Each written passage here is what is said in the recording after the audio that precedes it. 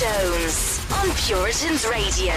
Your station, your team, your community.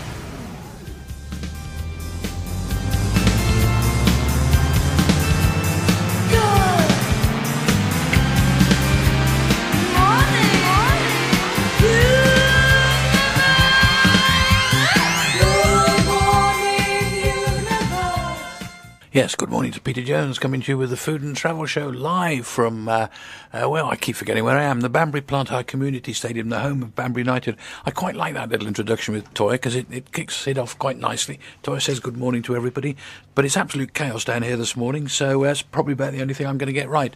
We normally have, with the Food and Travel Show, we kick off with the lovely Dawn and Lindsay from Travel Counsellors who bring us up to date with what's been going on in the world of travel during the previous 4 weeks, but as you can imagine, they've both been up all night sorting out the chaos with Monarch Airlines. I mean, difficult to imagine that a little local airline like Monarch going bust could affect an international travel program like ours, but we've changed all sorts of things around. I'll just run you quickly through the running order. I'm going to waffle for a little bit. Hopefully Dawn is going to be phoning us live around about 10:15 just to update us on what has been going on all night and what they've been doing. And then I'm really pleased to say that Deborah's rescued me again. Deborah, good morning. Good morning. I don't think your microphone's on. Say good morning again. Good morning. Testing. Can you hear me in the back? Right. Okay. Deborah's with us loud and clear. Deborah's just done something really exciting. Well, Deborah's life's permanently exciting, but she's just been on a cruise. Was it the Queen Mary? No, this was the Queen Victoria. I've been on the Queen Mary too. The Queen Victoria. This was the small Cunard ship. She's going to talk to us about about cruising around the Med in Venice. And then I'm going to tell you, bring you up to date with what's going on with a few local pubs and restaurants. At 11 o'clock, we're going to do something different. We're being joined by Emma Ives. If you remember, Emma came and joined us 4 weeks ago when we tasted all those lovely things that Monkhouse Foods had sent us. By the way, the black pudding pate goes off if you put it in the fridge and forget about it. I can't believe you didn't just inhale it when you got home. I would have. No, so good. I was trying to work out what this green hairy stuff was. Anyway, Emma's joining us, and we're going to do something a little. Growing your own penicillin.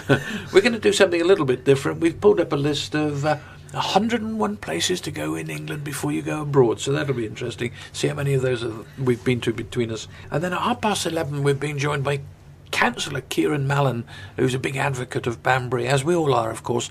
And Banbury's coming in to talk to us about Mallon. No, he's not. Keith Mallon is coming in to talk to us about Banbury and why Banbury should be a holiday destination or a weekend break for many of us. And then it gets really exciting. If you look across in the corner of the studio, lined up by a line of soldiers, there are 7 different bottles of cider, ranging from, I think one is either raspberry. Deborah's already sniffing at them. 7 raspberry and something called Reserve. Yeah, there's 7 different varieties of cider range, which have been kindly given to us by Sheppies. We'll talk about that a little bit later on. Captain Brown is coming in to join us with tasting those. In fact, we've actually got some special small glasses, and otherwise the whole thing's going to fall apart. And hopefully, if there's time, Captain Brown, he was coming in to talk to us about the Concorde story, but we may not have enough time for that. But I'm sure he'll give us his professional opinion on what's been going on with Monarch and Ryanair. Just to go back to the Monarch story, I mean, it actually, they didn't release it until 4 o'clock this morning that they definitely were going into administration, though it has been. I think it was generally accepted. Yeah, but it's been talked about for the last 12 months. Yeah. But we found out just now why they released it at 4 o'clock, because that is the only time that there wasn't a Monarch aeroplane in the sky. Because if they'd have gone into administration because they'd lost their licence, technically they'd be breaking every law under the sun. Or it'd be under the moon that time of night, wouldn't it? But anyway, so that's why it was released at 4 o'clock. And it affects an awful lot of people. It affects 110,000 people who are currently abroad, but the CAA have chartered 30 planes to bring them back. I was trying to work it out. 300 people on each plane, 30 planes. They're each going to do about 10 trips, I worked it out. I might be wrong. It's a huge logistical exercise. But even more than that, Monarch have got 300,000 bookings for holidays and flights that are taking part in the next few weeks, few months. But those 300,000 bookings equate to 750,000 tickets, presumably families. And in terms of getting your money back, tough. Monarch aren't going to give it to you. If you've got protection through your credit card or whichever way. Yeah, trip insurance or something. And it's quite interesting. I'm sure Captain Brown will update us, but the reason for Monarch's demise is that they had virtually sold their soul to the Turkey and Egyptian routes. And of course, because nobody was going to Turkey and Egypt, they then had to come back into the more popular routes, the Spanish routes, which were already crowded, which were already crowded and very price sensitive. So they didn't compete. Ironically, and you did mention when Deborah mentioned when she walked in that she got a friend who's a Monarch pilot, or was until 3:30 this morning. They're probably the luckiest of all. There is a massive world shortage of pilots. They can walk. They'll all be employed by late afternoon. Okay. Hopefully for your friend's sake, not with Ryanair. Yeah. I think somebody on his thread did make that joke, and his wife at least had enough coffee to see the humor in it. So, I didn't know there was. Hopefully that's because they do. It's the employees of Monarch are also sort of terribly kneecapped. I mean, you can know it's coming in theory, but until you get that email, you don't actually know. You don't know what steps to take. So, sparing a thought for them as well. There is that great line, of course, you go back to pilot. Am I going to get away with saying this on Puritans Radio on first? Yeah. Why stop now? Who cares? There is that great line in Top Gun, of course. When Maverick was about to be bounced, and the guy goes, you can always get a job flying rubber dog shit out of Hong Kong. And there is a massive demand for cargo pilots. Flying is flying. Yeah, there's a huge because there was this massive age gap. So there's a desperate short. However many years, no one was really training to be a pilot, and then suddenly. Indeed, I don't know if you caught that little program before you went away, Fly on the Wall documentary about EasyJet pilots. No, I didn't. And they're all school kids. It's scary. Suddenly someone went, we have a shortage coming. Let's start training people. Yeah, so they did do, whereas just 10 years ago it was impossible to get a job as a pilota. So, as I said, Deborah, I might have to interrupt you in a minute. That's okay. If I'm sure Dawn is very busy. She may not even get time to give us a buzz. But Deborah's just had a very exciting trip, and it was exciting. I'll let you tell us about it. So I'm going to take it easy and hand over to Deborah. I'm sure you'll have plenty to say about it. Hold on one second. Me? Yes. Neil and I just got back Saturday, actually. Just got back Saturday from a week trip on the Queen Victoria, the Cunard ship. We had been on the Queen Mary 2. We did a transatlantic cruise 5 years ago for our honeymoon and had decided that at the 5-year mark, assuming we hadn't killed each other, that we would go on another one. And, we looked at the itineraries. The Queen Victoria looked really good. It started in Rome and ended in Venice. So to a large extent, this was about my long-term desire to get to Venice. But they had some really interesting stops in the in-between. So we booked it. We got there. When you leave from Rome, you don't actually leave from Rome. You leave from, and I'm going to mispronounce it, Civitavecchia is actually the port you leave from. And I have to say, one of the things I like about Cunard, and I've gone on Holland America, I've gone on Crystal. Was it your first time on a Cunard boat? No, the Queen Mary had been. Queen Mary 2 had been. One of the things I like about Cunard is there is someone at every stage, at every step, with a Cunard sign and a red Cunard tabard. From the minute you hit the airport to the minute you get on the ship, they aren't going to let you slip through the cracks at all, and they are informed and they are empowered to make decisions, and so you never get that sort of sense that the person you're talking to is just some stringer that they've picked up. This is a process, and they have thought it out. It's very smooth, got on. The ship has just come back from a major refit this summer. Absolutely looks gorgeous. It's an enormous ship, even though it's the smallest of the 3 ships. Small is really relative. How old is it? I think the Elizabeth is the newest of the ships, so the Victoria is about 10 years old.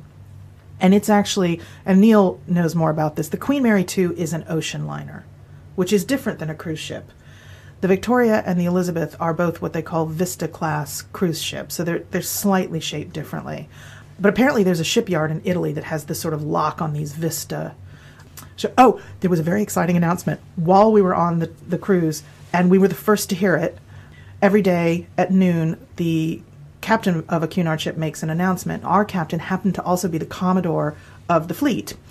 So he got on for his noon announcement on the second day we were on the ship, and he said, ladies and gentlemen, this is the Commodore. This announcement is going out to the entire fleet at the same time. And suddenly we thought, is there a problem? They are going to add a fourth ship. They are investing in a fourth ship. It'll be the first time in many years that they've had four. There's no name for it yet, but it should be ready to go in 2022, just in time for us to take another 5-year cruise. It'll be another Queen, though, won't it? Yeah, and I think everybody we were all in the Commodore Club, sort of over the bar with the really great view, and of course instantly everyone started going, "Ooh, will it be like the Queen Anne?" Oh, that must be Dawn. Yes, good. Dawn, good morning. Good morning, Peter. You're live on... Or is it a good morning? You're live You're live on air, so please do not swear. I will not, don't you worry. For those of you that listen to the show regularly, we've got... we normally have Dawn and Lindsay in the studio, who the two lovely ladies are two lovely gold travel counsellors. I get into trouble if I don't mention gold. And they normally bring us up to date with the insights of what's going on in the world of travel. They've both been very busy. I guess you've both been working all night, have you? Yeah, I have to say I haven't been to bed, so I probably sound rather like a man this morning. But thank you very much. We obviously knew or had a very good idea what was coming, so our priority was to make sure we'd got things in place, ready to go, should the worst happen, which it did. So at the moment, all bar one, which is ongoing, but it's fine. We've got everybody rebooked and reprotected. So well done. It's a good job done. And what I liked... There's also lots more to it than that. Yeah, what I liked, it was a great line that you used in the middle of the night, that you'd rebooked most of your clients before most of your clients knew it. Yes. We'd had to give them a bit of a heads up, because obviously the alternatives were slightly different, be it timings or airport, etc. But, it was, if the worst happens, are you happy with me to go ahead? And if the answer to that was yes, which it was invariably with the options that we found, then by the time they woke up this morning, it was all done. So they've just got new boarding passes, maybe new parking details. But yeah, so that's the idea of booking with somebody like us, is that everything is protected, and, we don't go to bed. We do stay up and make sure that we're ahead of the game when it comes to booking the alternative. I'm really pleased you just said that, because I've got to be honest, Dawn, as you well know, when we first met, I was a bit sceptical as to, why should I pay somebody to organise my holidays for me when I can do it myself? Well, now you know. But yeah, this is the benefit of you can go to bed in the middle of the crisis, wake up, and the crisis has been solved, and you didn't even know there was a crisis going on in the first place. Yeah, absolutely. That's it. One of the things that we learnt this morning through one of the news broadcasts is why the announcement was delayed till 4 a.m. And it was because it's the only time that there was no Monarch planes in the air. Right, okay. I mean, they were in crisis talks until very late, obviously. But if they'd have announced it any earlier and there was Monarch planes still flying, there'd have been breach of everything going. So by delaying it to 4 o'clock, all the planes... okay, so we've done that. We've rescued all of the folks that are away. What about all the poor folks? The figures: 300,000 bookings, 750,000 tickets. They will all be protected. They will get home. We're in contact as a company with all of our clients that are abroad, and making provisions to get them home. Okay. But things are being put in place. So and what about really reassuring them? And what about those future ones? Ones where you've got people booked in the months ahead. You've got to reorganise all that, I guess. Yeah, that's the ones that we've been working on and reprotecting, and myself included in that. Yes, well, you were off to Rome. But I have to say, in all honesty, that was left till last. We made sure that we got everybody sorted out, and then it's easier not to worry about mine and make sure that we get everyone else sorted. That's going imminently, really. Quite a few in October, so. This is where you and I would have been different. I'd have sorted mine out first. No, never. In fact, I'd even forgotten until it popped up on a list, because we're so focused on, doing it in priority as well with people that are going very soon. But also, we've got a system which allows us to put the alternative into a quote. So if things like this happen, which luckily they do rarely, but when they do, everything is ready. So it is a press of a button and the alternative can be booked. And obviously there's a cost implication if you faff around, because everybody's going to be doing the same. Yeah. And the last thing we do want is for our clients to be paying, significant amounts of money more for something that isn't their fault. One other thing on a slightly more serious and somber note, any clients out in Las Vegas? No, thankfully. No. I'm not saying as a company, no. but they have been contacted, and we have nobody involved. But no personal clients. It's just, goodness, what a Monday morning to wake up to. Yes, yeah. The world is going mad, really. It is indeed. It's so sad regarding Monarch. It really is. They're fantastic. I didn't realise they were the fifth biggest airline. Biggest, yeah. Again, there was a wee bit of news on the reasons behind it, which we'll probably find out later on when Captain Brown comes in. But they were doing a lot of Turkey, Tunisia, North Africa stuff, which they lost. Yes, and of course that's been hit significantly. And then they switched to the Spanish routes, which were ultra competitive. So. It is. It's just all, and obviously it's all a bit raw at the moment, and everybody's desperately trying to get things sorted out. So, okay, when the dust settles, it'll be a bit clearer. But I'm really grateful that you've had time to, because I'm sure you've got a. Yeah, are you going to have a? Are you going to have sorry, I couldn't be there. No. Are you going to have a kip, or are you carrying on through the day? Oh, good God, no. I run on adrenaline. No. I want everything sorted, and I want all the I's dotted and the T's crossed, and. A glass of wine might be in order a bit earlier than usual, but other than that, no. Maybe more than one glass of wine. Maybe more than one, absolutely. Yeah. And fortunately for me, I'm off to Spain tomorrow for a week, so I get to leave Lindsay flying with someone else. Yeah, who are you flying with? Oh, don't ask that question, please. I'm not in a position to answer it. And of course, one of the other things, of course, when last time. With the Ryanair thing, Lindsay had a similar. She had to rescue a couple of Ryanair clients, I gather. Yes, yeah, and that was all done. Not a problem at all. We managed she said to she did. She them said she on did. An alternative. Yeah, she said she did that in 15 minutes. Yes. So yeah. Yes, she did. Yeah, we're all ready. We sort of know we've got such an amazing duty office, and I mean, at 2:00 this morning. Well, they were there all night. They were just waiting in the hope that they could go home to bed, but obviously they've been. I mean, I tried to go to bed. So you were sat at your desk in your My pyjamas? alarm. I didn't sleep. And just every hour my alarm went off. Not that it woke me up because I was awake. And just kept checking. And the minute that email came through with, okay, it's happened. Go.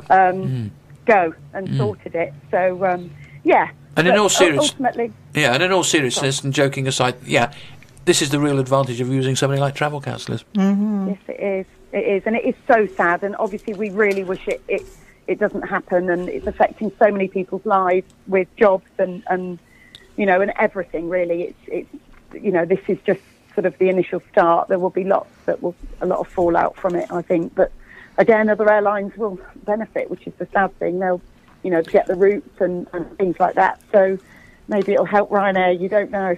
Do you think we're going to see... Not the end of cheap fares, but do you think we're going to see cheap fares becoming more expensive? No, I really don't. I think that I think it will, it will continue as it is, and I think it just needs to be managed better, and keep a handle on things.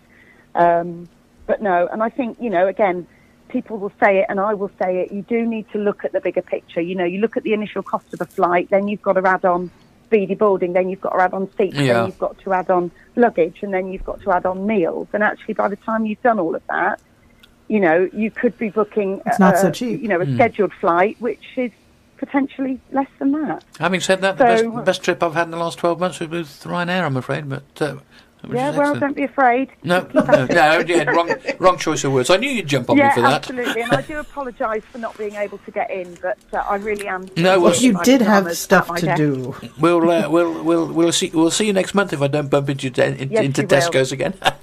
Absolutely. All right, Dawn, I'm really grateful because I know it was a very, very busy day for you. My pleasure. You take care. I hope everybody else is okay. Thanks very much, Peter. Okay, see you soon. Bye-bye.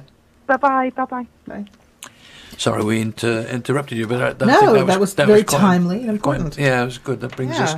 I tell you what, we're quite slick here on Puritans Radio. We're as good as these news things. There you go. We've No. If I said straight from the horse's mouth, that's an insult to Dawn, isn't it? But it's a figure. Well, it's a figure of of speech. speech. Everyone knows that. Anyway, so. Let's go back. Oh, yes, Are we yeah. on a boat or a ship? We are on a ship. Okay, let's get now. back. Neil has a whole different view on that because he used to be a submariner, and Yeah. apparently their ships and everything else is a boat, no matter what. But that's another conversation. I heard a for great another line day. from a submariner the other week, just to go slightly off track.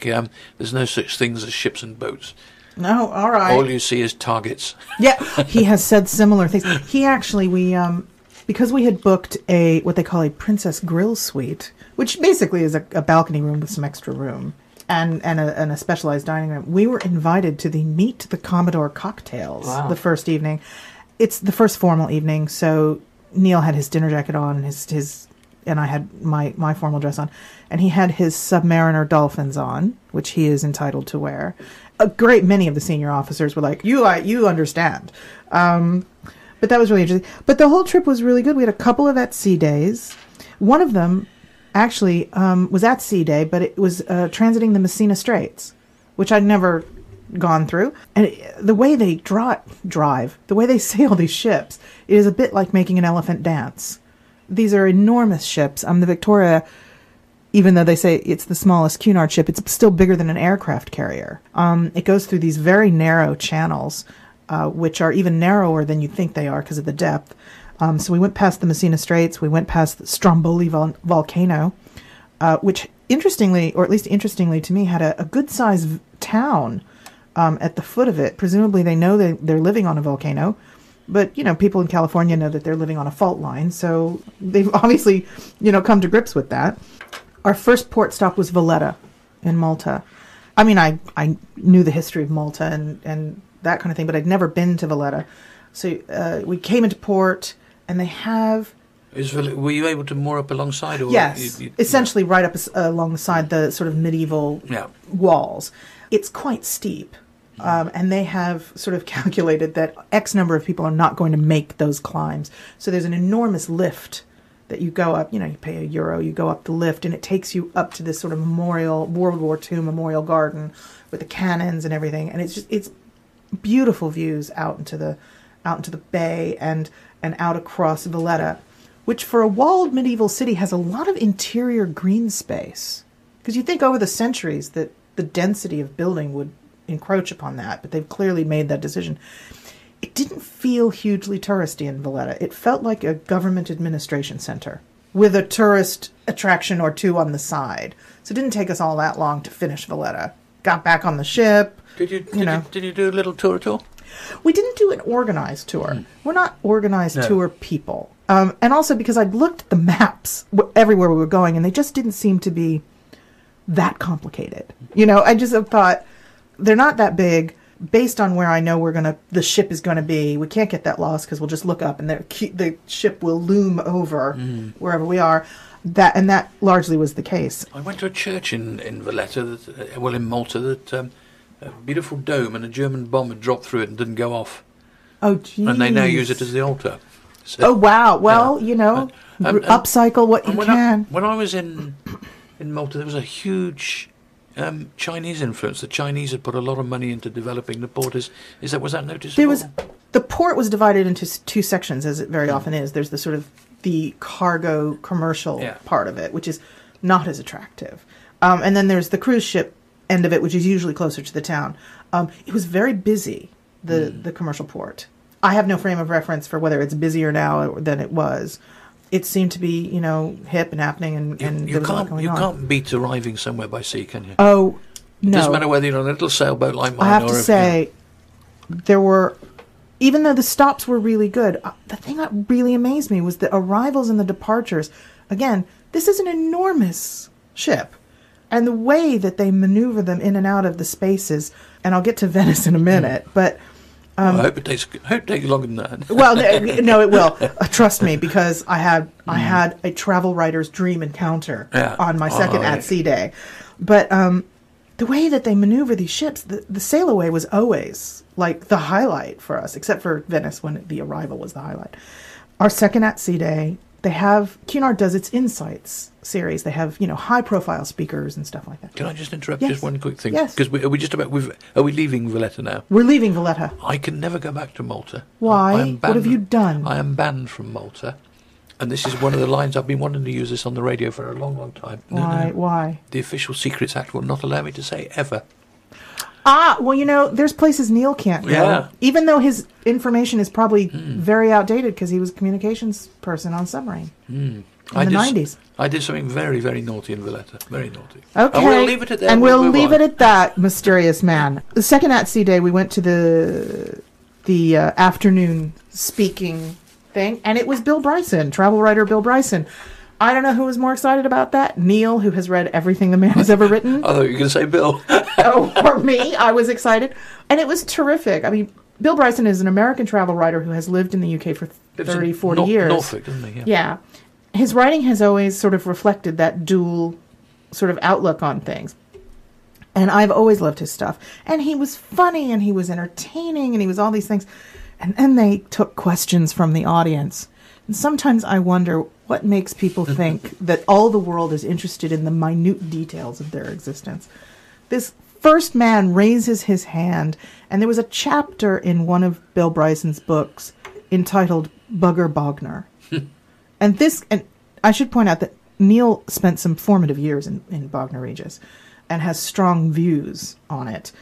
This guy he took umbrage with the fact that Bill Bryson hadn't liked Bognor Regis and this and that, and started to go on and on and on about how fantastic it actually was. Neil and I ran into Bill Bryson later, and Neil said, "By the way, I did spend many years in Bognor Regis, and you're right. It's a tip." But no, it was really nice. It was really interesting, and that was our last at-sea day. After that, we went to Kotor. Kotor, yes. Before we leave Yes. Mr. Bryson, Yes. With these because it's very lucrative for these people. Yes. Marco Pierre White, who I know quite well, money who does it because he's got They a mortgage like to it. pay. It was his second time doing it for But him. when he's not lecturing, or is he just lurking around the ship, or does he Yes. just lock himself in his cabin? No, he said, by the way,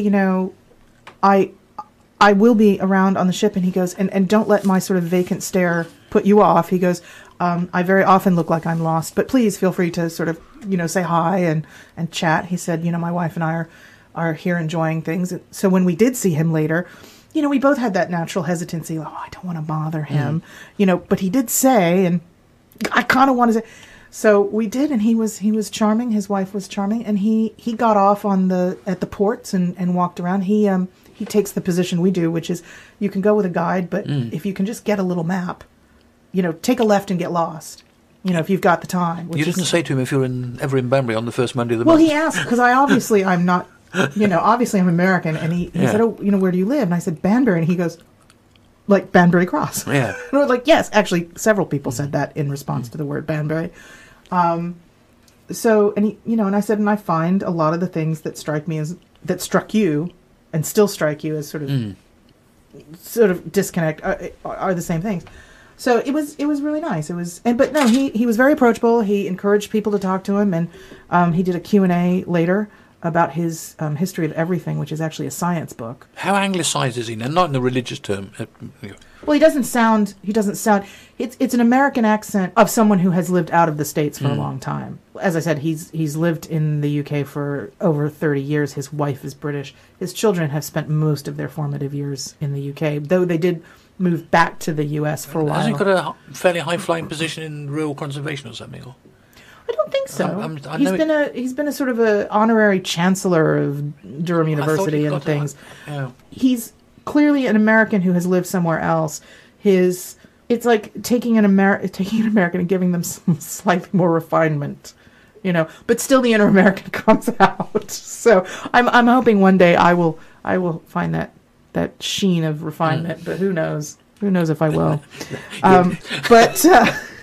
No, then we went to Kotor, which I'd never heard of. It sounded like an extra from Game of Thrones. Kotor in Montenegro. Mm-hmm. It's quite small. The medieval walled town part is smaller than the Queen Victoria. I knew this was not going to be, but it is built right up against a very sheer mountain, and the medieval walls, which were to protect the town, were built straight up the mountain, and there was this enormous zigzagging staircase that they invited people who were reasonably fit, and that was their words, to climb. We considered it. We're both reasonably fit, but no, the state of the staircase did not fill me with confidence. So we walked around. Kotor is full of cats that the town have embraced, and they take care of them because apparently it was the cats who were eating the rats that kept the town from suffering plague.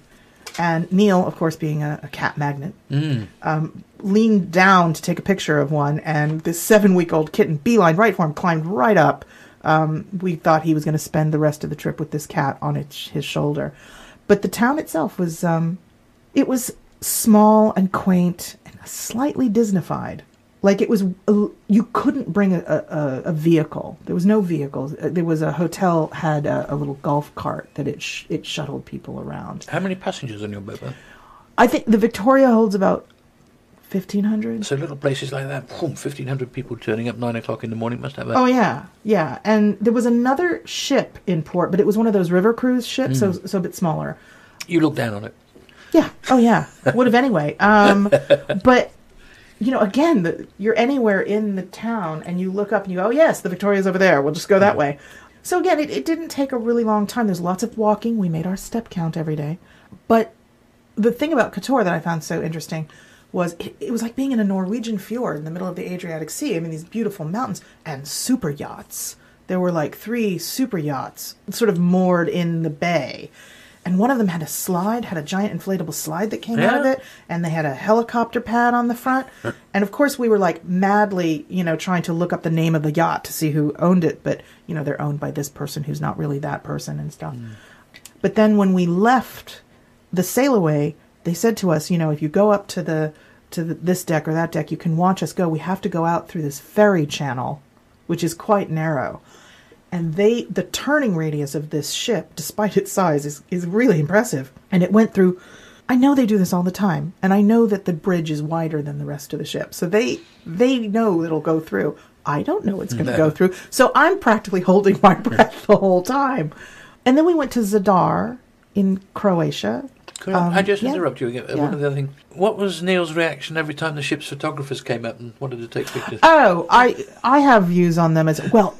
When you go on... Before you're too rude, that's what my daughter did for 6 months. No, that's fine. And I have friends who are. They took pictures at the cocktails with the Commodore thing. And, they invite you to come on formal nights to do pictures and stuff. But we didn't do that. So there was pictures taken of us. And we did go look at them to see how they were. And Neil was like, no. And I have to say the quality of the picture was not great. But... he did enjoy chatting with the photographer about the equipment she was using and stuff like that. They did try to take our picture at every port. They have a couple of them at the gangway, the exit gangway. And I said to the one guy who was constantly there, I said, look, it's nothing personal, but I live with a camera pointed at me. I really don't need another one. But you carry on. So yeah, he enjoyed talking to them about cameras, but the actual photography of us was limited to a selfie. And that was because I got him. It is a great job.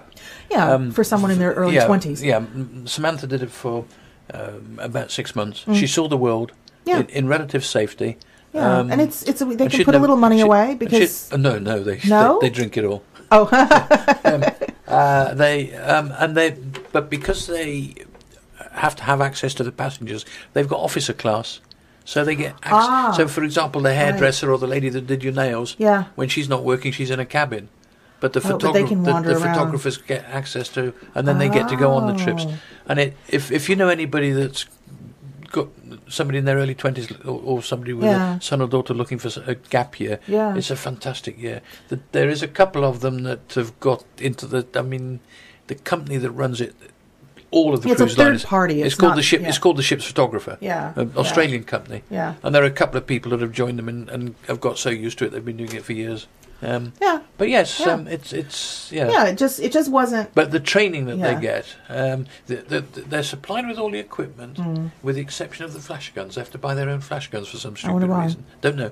That's strange. But the basic training is you point and press. Yeah, here. This is your camera. And the processing, the technical side, the processing of it is good quality. Yeah. But But the picture itself. The picture itself, yeah. Yeah, it wasn't. That was not something we didn't like it on the Queen Mary 2 either. So. But I just wondered, it was interesting from a photographer, how intrusive you found it. Not intrusive at all, because they, and this may be part of, I don't know how aggressive they are on the other ships, but once you've made your preferences clear on a Cunard ship, it's committed. They're very good about it. They remember all your preferences, even the ones that are negative. No. Sorry, I interrupted. Oh no, it's okay. No, Zadar was we were just Zadar. We were Zadar. In Croatia. I'd never been to Croatia. Sounds like a foreign planet. It does. Zadar has been rebuilt a couple of times. Again, it was medieval port town. It got heavily sort of damaged in World War II, and then heavily damaged again by Serbian bombings. And so there was a lot of rebuilding that was done, even within the old town. But I have to say, they did it incredibly sympathetically. It's not one of these cases where you have some incredibly ornate, 15th century building next to a block of pressed concrete. They've used modern materials and everything, but it looks really good. Huge, robust, active market where the locals are clearly doing their actual shopping.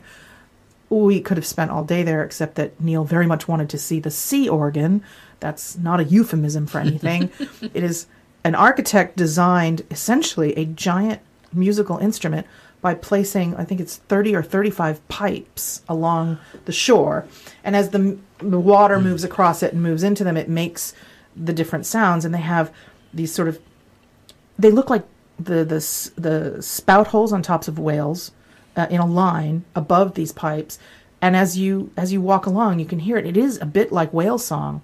It was a very calm day that we were there, so it was a sort of a soothing sort of sound. But apparently in bad weather, when the water is moving more dramatically, it can sound very angry and dramatic.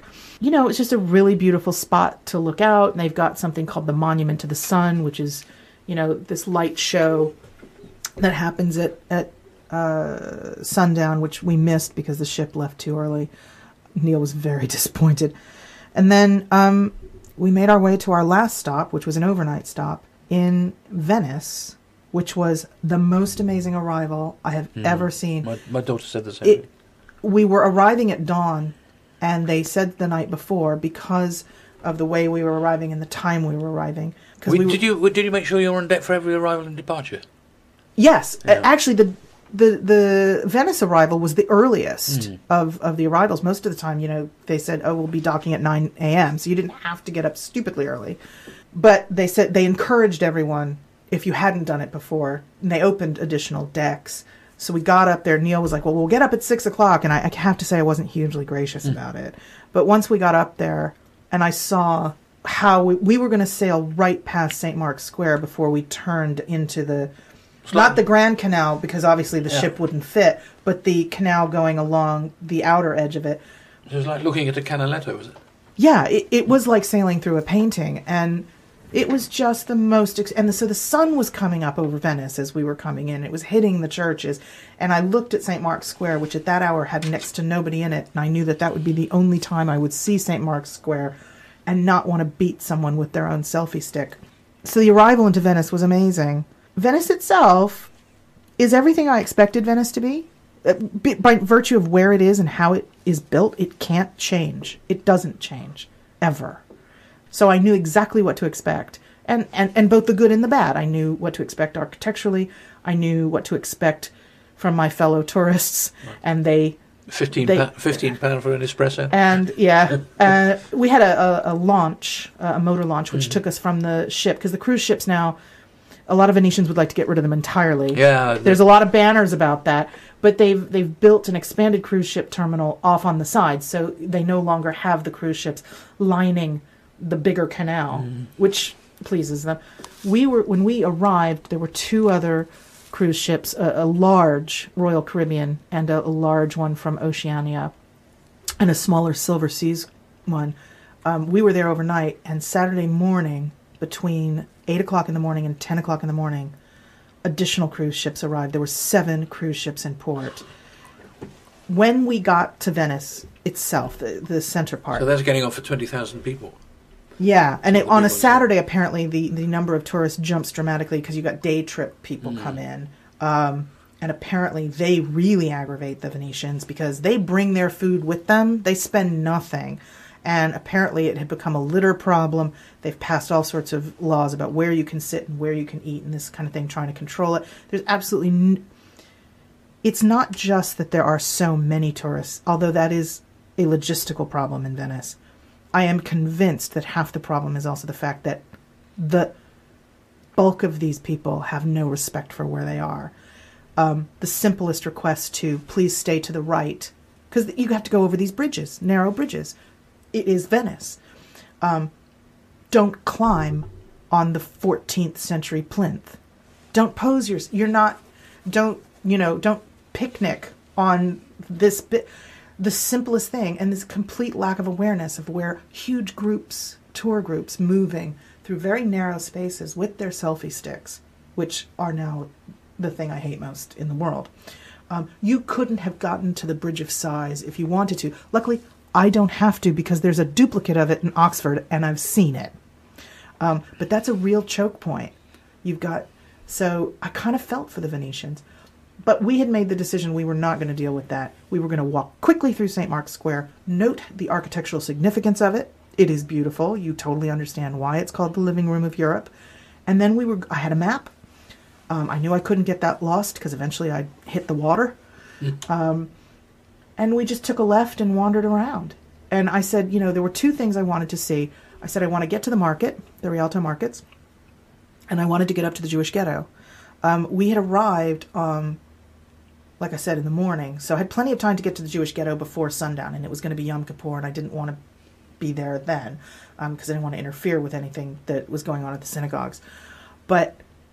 So we got to the market, and it's actually a lot easier to navigate on foot than I thought it would be. And once you get away from the top 5 things that you need to see in Venice, which I don't care about, I've seen them on, Did you do a gondola trip? We didn't do a gondola trip, but that you don't really need to, because if you have to get across the canal at some point, and you don't want to take one of the Vaporetti buses, you just go on what is essentially a large gondola just to go shuttle you across.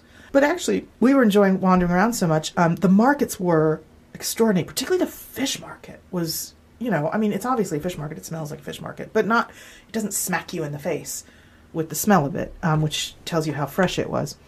The fruit and vegetables just looked amazing. And then we got up to the Jewish ghetto, which is, I think it was last year celebrated. I guess celebrated's not the right word.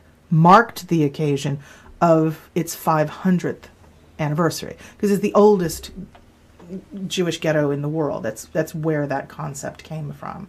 And it was 1516 is when it went into effect, and essentially remained so until World War II, more or less. But now, of course, full of, amazing bakeries and artisans and that kind of thing. But it was very nice and very moving to see that. But yeah, and then we stopped and had something to drink, and probably paid more than we would have if we were having it, in Banbury. Even though Banbury has a canal. And then I had gelato because I was in Italy and I had to have gelato, and it was really good. You've just we've done really well because we've been talking for over half an hour and you've only just mentioned food. So there was a lot of food. Yeah. Can we talk initially about the food on the boat? Yes. That's ship? Did I call it a boat or a ship? It's a ship. I did it constantly, and I got corrected every single time. The food in the Princess Grill dining room was really good. Every now and then they tried a little too hard. They'd gild the lily a bit, and it was unnecessary. Neil had a sea bass, which was really good, but sea bass can be very delicate, and I don't know why you would put harissa with it, but they did. Strangely, the one thing you mentioned, I'm just going to go totally off tack to what we're talking about. Okay. But if I don't mention it, I'll forget about it. Sea bass. Yes. Iceland have been having a big... Iceland the country or Iceland the store? The store. Okay. Been having you always have to clarify that. Have been having a big advertising campaign on the quality of their fish. Oh. They say it's the best food because it's frozen the minute it's caught. All right. And one of the things that they've been pushing is you can go into Iceland in Calthorpe Street, is it? Yeah, I think it is. And you can buy a whole sea bass that's already encrusted in the salt. Right. You mix salt up with egg white to make a crust. And I got seduced by their television advert. Did you try it? Yeah. Was it all right? I hate to say that it was terrific. Oh, well, I hate to. I mean, Even a stopped clock is right twice a day. Well, I was a bit worried in case anybody knew me in Banbury, so we going to Iceland. But well, now we wouldn't have known if you hadn't told us. Scallops. Their fish is really scallops is difficult in my house. Neil doesn't like them. No, so I always have to wait till we're going out somewhere. Right, we're back on board. Yeah. So how many? Just food is available 24/7, I guess. Yeah, you have the dining rooms, which are open at particular times. So you have the main dining room, which is the Britannia, and this is true on all the ships. The Britannia is the main dining room. The bulk of people will eat in there at the given times, and they have the seating. They have 2 seatings for dinner, the 6:30 and the 8:30. Then, again, all the ships will have what they call the Lido Deck Buffet, which is open all day. I mean, what's served depends on what time of day, but food is always available there. It's the casual option if you really just can't face getting dressed up, because after 6 o'clock in the evening, shorts and jeans are no longer considered appropriate. Oh. But you can hang out in your room, or you can go hang. There's a couple of the bars where you can hang out in a more casual way, and you can eat in the buffet. So you've got the main dining room, you've got the Lido buffet, and then you have 4 other dining areas. There's the Princess Grill Suite for people who are in that class of room, which is a balcony room with an extra large seating area. Then you have the Queen's Grill Suites, which are even bigger rooms than the Princess Grill Suites. And then they have something called a Britannia Club, which I think is a slightly bigger balcony. And those restaurants do not have an assigned time. There's a window. It's open between 6:30 and 9, but you go in whenever in that window. So that was a little more flexible than either sitting at 6:30 or 8:30. And actually, I really liked that. Then they have a specialty restaurant. They had something called the Veranda, which was an Italian restaurant. It's a la carte. You have to book that, and it's not included. Do they still serve hot bovril at 11 o'clock in the morning on deck? Or is that nobody offered me any. Oh, that's probably when they're doing the transatlantic. It's one of the traditions on a cruise. You always have hot bovril at 11 o'clock. Oh, well, no one asked me. No one asked me if I wanted any. Unless you're a vegan. Well, yeah, that wouldn't go over well. But I have to say the service, and this is true of all the service in Cunard, there's something, you walk onto the ship and it's like being thrown back 70 years into this sort of golden age of... What nationality are all the... Most of the wait staff, in the Princess Grill anyway, seem to be from the South Pacific. But the drink staff were from all over. There were Northern Europeans and Southern Europeans, and some of them were from the South Pacific, and some of them were Southeast Asian. I think at some point, the statistic of the crew being from like 70 countries got floated. And Thomas, the maitre d' at the restaurant, said that they were very proud to say that if anybody needed any language spoken, they were able to supply that. So there were a lot of people from a lot of different places. The food in the buffet was serviceable. It's not that the food wasn't well prepared, but it's sitting in a buffet. So there's certain things that are never gonna do very well that way. But the only real disappointment on the food front, and this was so strange because it's such a basic thing, the Caesar salad at the Princess Grill was limp and sad. And it was just, they do all these amazing dishes and all this amazing food, and yet a Caesar salad seemed to defeat them. And I only had it the once, and I love Caesar salad. So luckily there were plenty of other options, and luckily I got to walk most of it off because I would have rolled off that ship otherwise. We've been joined now by the beauty of live radio. I tell you what, we're really winging it today. We've been joined by Emma Ives, who joined us last month as a guest taster, but was so slick on the radio we've asked her back. So and we've got some stuff that we're going to tell you about when we go to the news. But Deborah, we've been chatting about various things about the Monarch stuff, but Deborah's just come back from what sounds like a fantastic trip on the Queen Victoria, which is a ship. No, it's a boat. No. Well, unless you're a submariner. But see, for you and I, it's a ship. For Neil, it's a boat. Yeah. So have you ever done any? Forgive me. I should know. Done any cruising? Wink, wink. Not a euphemism. Have you ever been on a cruise? No, I haven't. No. Oh, I should say the cocktails were very, very good. We've only just got on. We've been talking about where we've been, and we haven't really touched on the food. So, international menu on the boat, or Yes. and big spread of nationalities, or Yeah. I mean, it was hugely varied.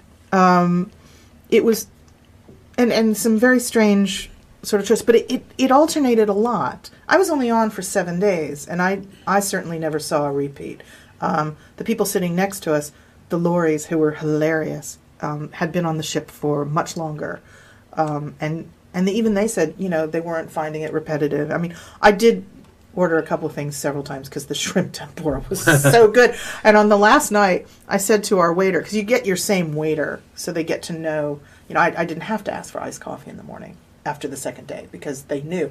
So Marlon, was our waiter, on the last night at dinner, I said, "Oh, I have to order the shrimp tempura because I'm not gonna get it again." And he leans over and he goes, "Do you want me to double the portion?" And I was like, "Oh, can you do that?" And he goes, "Yes." And I'm like, power of a waiter. "Yes." But so even though you were on for 7 days, you still wangled an invite to the Commodore as he was table. I didn't wangle the invite. The invite goes out to everyone in the Queen's and Princess Grill suites. Oh, so you paid to get on it? Yeah, well, I paid extra for that room. I have to say that it was interesting. I didn't know there was, obviously, each ship has, its ranking officer, and there is a ranking officer on the Queen Victoria, but then there's the Commodore of the whole fleet is also the ranking officer. So there was a whole extra level of officialdom somewhere. When he came on that announcement and said that he was speaking to the whole fleet, Neil and I both assumed something bad had happened. No, and then I hate to say this, my first thought was, oh my God. The Koreans have fired the nukes and you're stuck on the boat. No, I was thinking I'm on Cunard. I know it's not a flag carrier technically, but a lot of people still see Cunard as very representative of, of Britain. And I thought, oh my God, has something happened to Prince Philip? I really thought we were going to get... And then he was like, we're building another ship. And I thought, oh, Cunard's obviously doing well. Those ships are not cheap, I know this is your little piece, but I'm going to... I just want to tell you a cruising story which will fit in. We mentioned my daughter earlier on who worked as a ship's photographer on the Arcadia. Yeah. But before she did that, she went to university in Southampton and then worked as a sailing instructor at the university for some years, teaching kids to sail, for want of a better word. And she was invited up onto the bridge on the Arcadia by the Commodore Steve. They'd got the Commodore of the whole P&O fleet, Steve Burgoyne, and he introduced her to the captain. This is one of our ship's photographers. Introduced her to number one. Right, right, whatever their title is. Yeah. Interviewed her to the guy that was actually steering the boat. Which two, apparently is a little tiny thing. It's not. It's like a joystick. It's a joystick. So disappointing. Introduced her to number two, and number two turned round, and his exact words were, "I can't use the first word. The second word was me, Jonesy. What are you doing here?" And it was. It was one of the last time she'd seen this guy. She was teaching him how to sail a dinghy on the Solent. How hilarious! And it'd gone all the way, and then it graduated, gone to sea. Wow! But the reason they can all do it is because they're all used to playing computer games. So you're steering these ships with little joysticks. Well, we didn't. There was an opportunity to go on what they called the behind-the-scenes tour, and it was $120 to go on this thing. And I said, I don't need to see behind the scenes for $120. I'd rather spend that on cocktails. But some people at dinner had gone on it, and they were saying that they went up to the bridge and stood at a distance, obviously, but that this ship, which turns on a dime and which can maneuver in and out, is being basically steered by a joystick. And I was like, okay. I don't know how they do that. So we've got 10 seconds left to go up to the news, so that's been absolutely brilliant insight. There you go. Yeah, in fact, I'd quite like to hear part two. A little bit. I'm surprised you didn't talk more about the food. I could.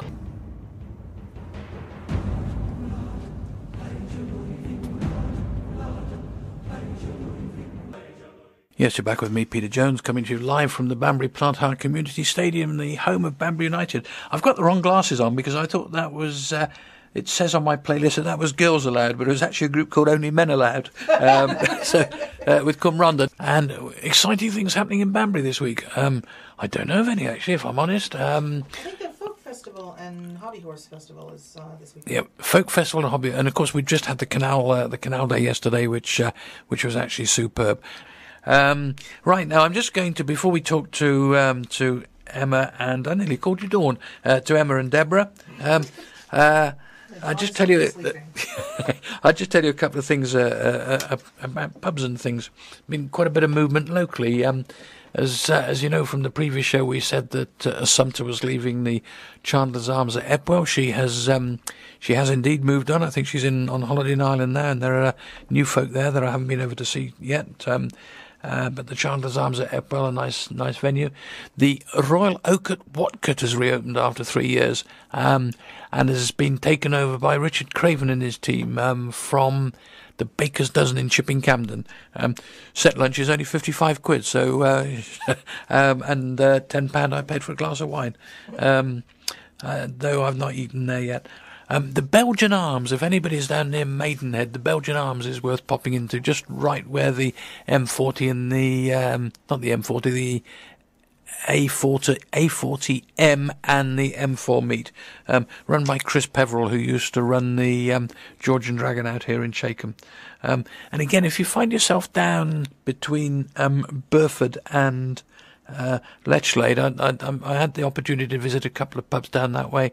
The Five Alls at Filkins, run by Sebastian Snow and his wife Lana. Now Lana gets very cross because when I wrote the report on the place, the editor of the newspaper called him Simon rather than Sebastian, and all his kitchen staff now call him Simon, and she doesn't like it.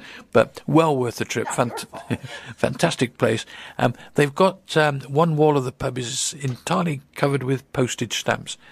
Looks terrific.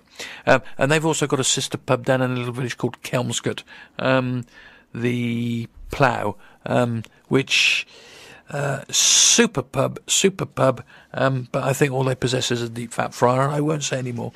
Right, let's put these microphones back up and welcome back Deborah and Emma.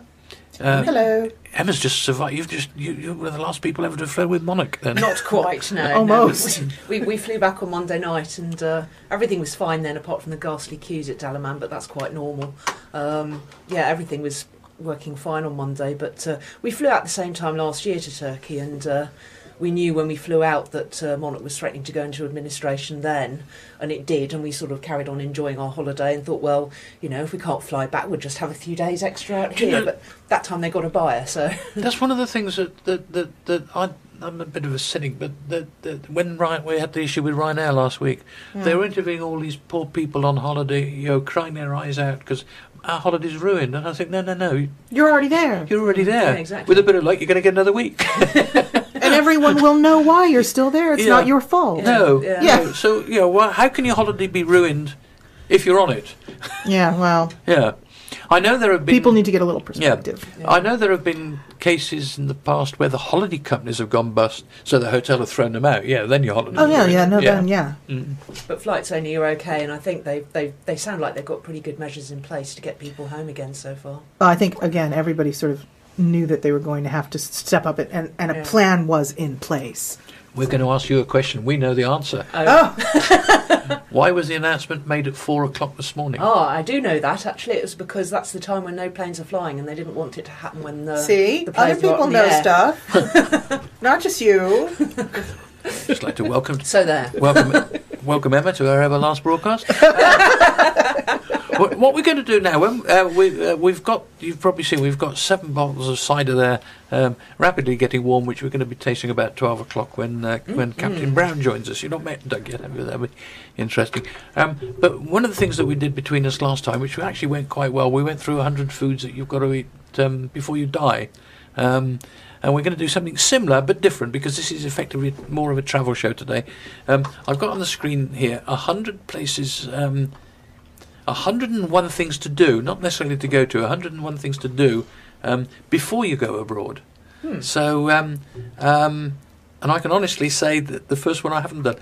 Have a pint, or not necessarily a pint, ladies can have a glass of wine, of course. Have a pint or a glass of wine in England's oldest pub. Now, They eat Cheshire cheese. Yeah. Yes.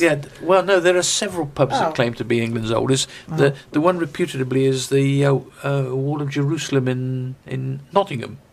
Oh, But then equally the Royal Standard of England in Beaconsfield. Yes, I've not been to those. Or the... Is this like the British version of George Washington slept here? Yeah, He slept exactly. everywhere. He slept in Banbury. Well, his parents did. There's a pub in the Sovereign or something in Stow on the Wold. So, but have any of us been to what is reputedly the oldest pub? The oldest pub I've been to is Ye Old Cheshire Cheese in London. That's supposed to be one of them. And I have been there with my father many years ago. I didn't have a pint, I had a Coke. I wasn't old enough to have a pint. I've had lots of pints in lots of pubs, but I couldn't tell you whether any of them were the oldest. See exotic plants and animals on the Isles of Scilly. Oh no, I'd love to go to the Isles of Scilly. I don't even I've know not what they been yet. are. Off the coast of most western part of off the coast of Cornwall. So, and I've seen exotic plants and animals just walking up and down Banbury High Street. If I'm honest, punt along the backs in Cambridge. I've not punted there. I've punted on the River Wye, and that was quite exciting. Well, I didn't do much punting. I've got absolutely no sense of balance. I sat in the boat while my goddaughter punted me, and we both nearly got stranded. So, once was enough. Sorry, the one on the list there, Deborah, was What did I miss? punting along the backs in Cambridge. Have you done that?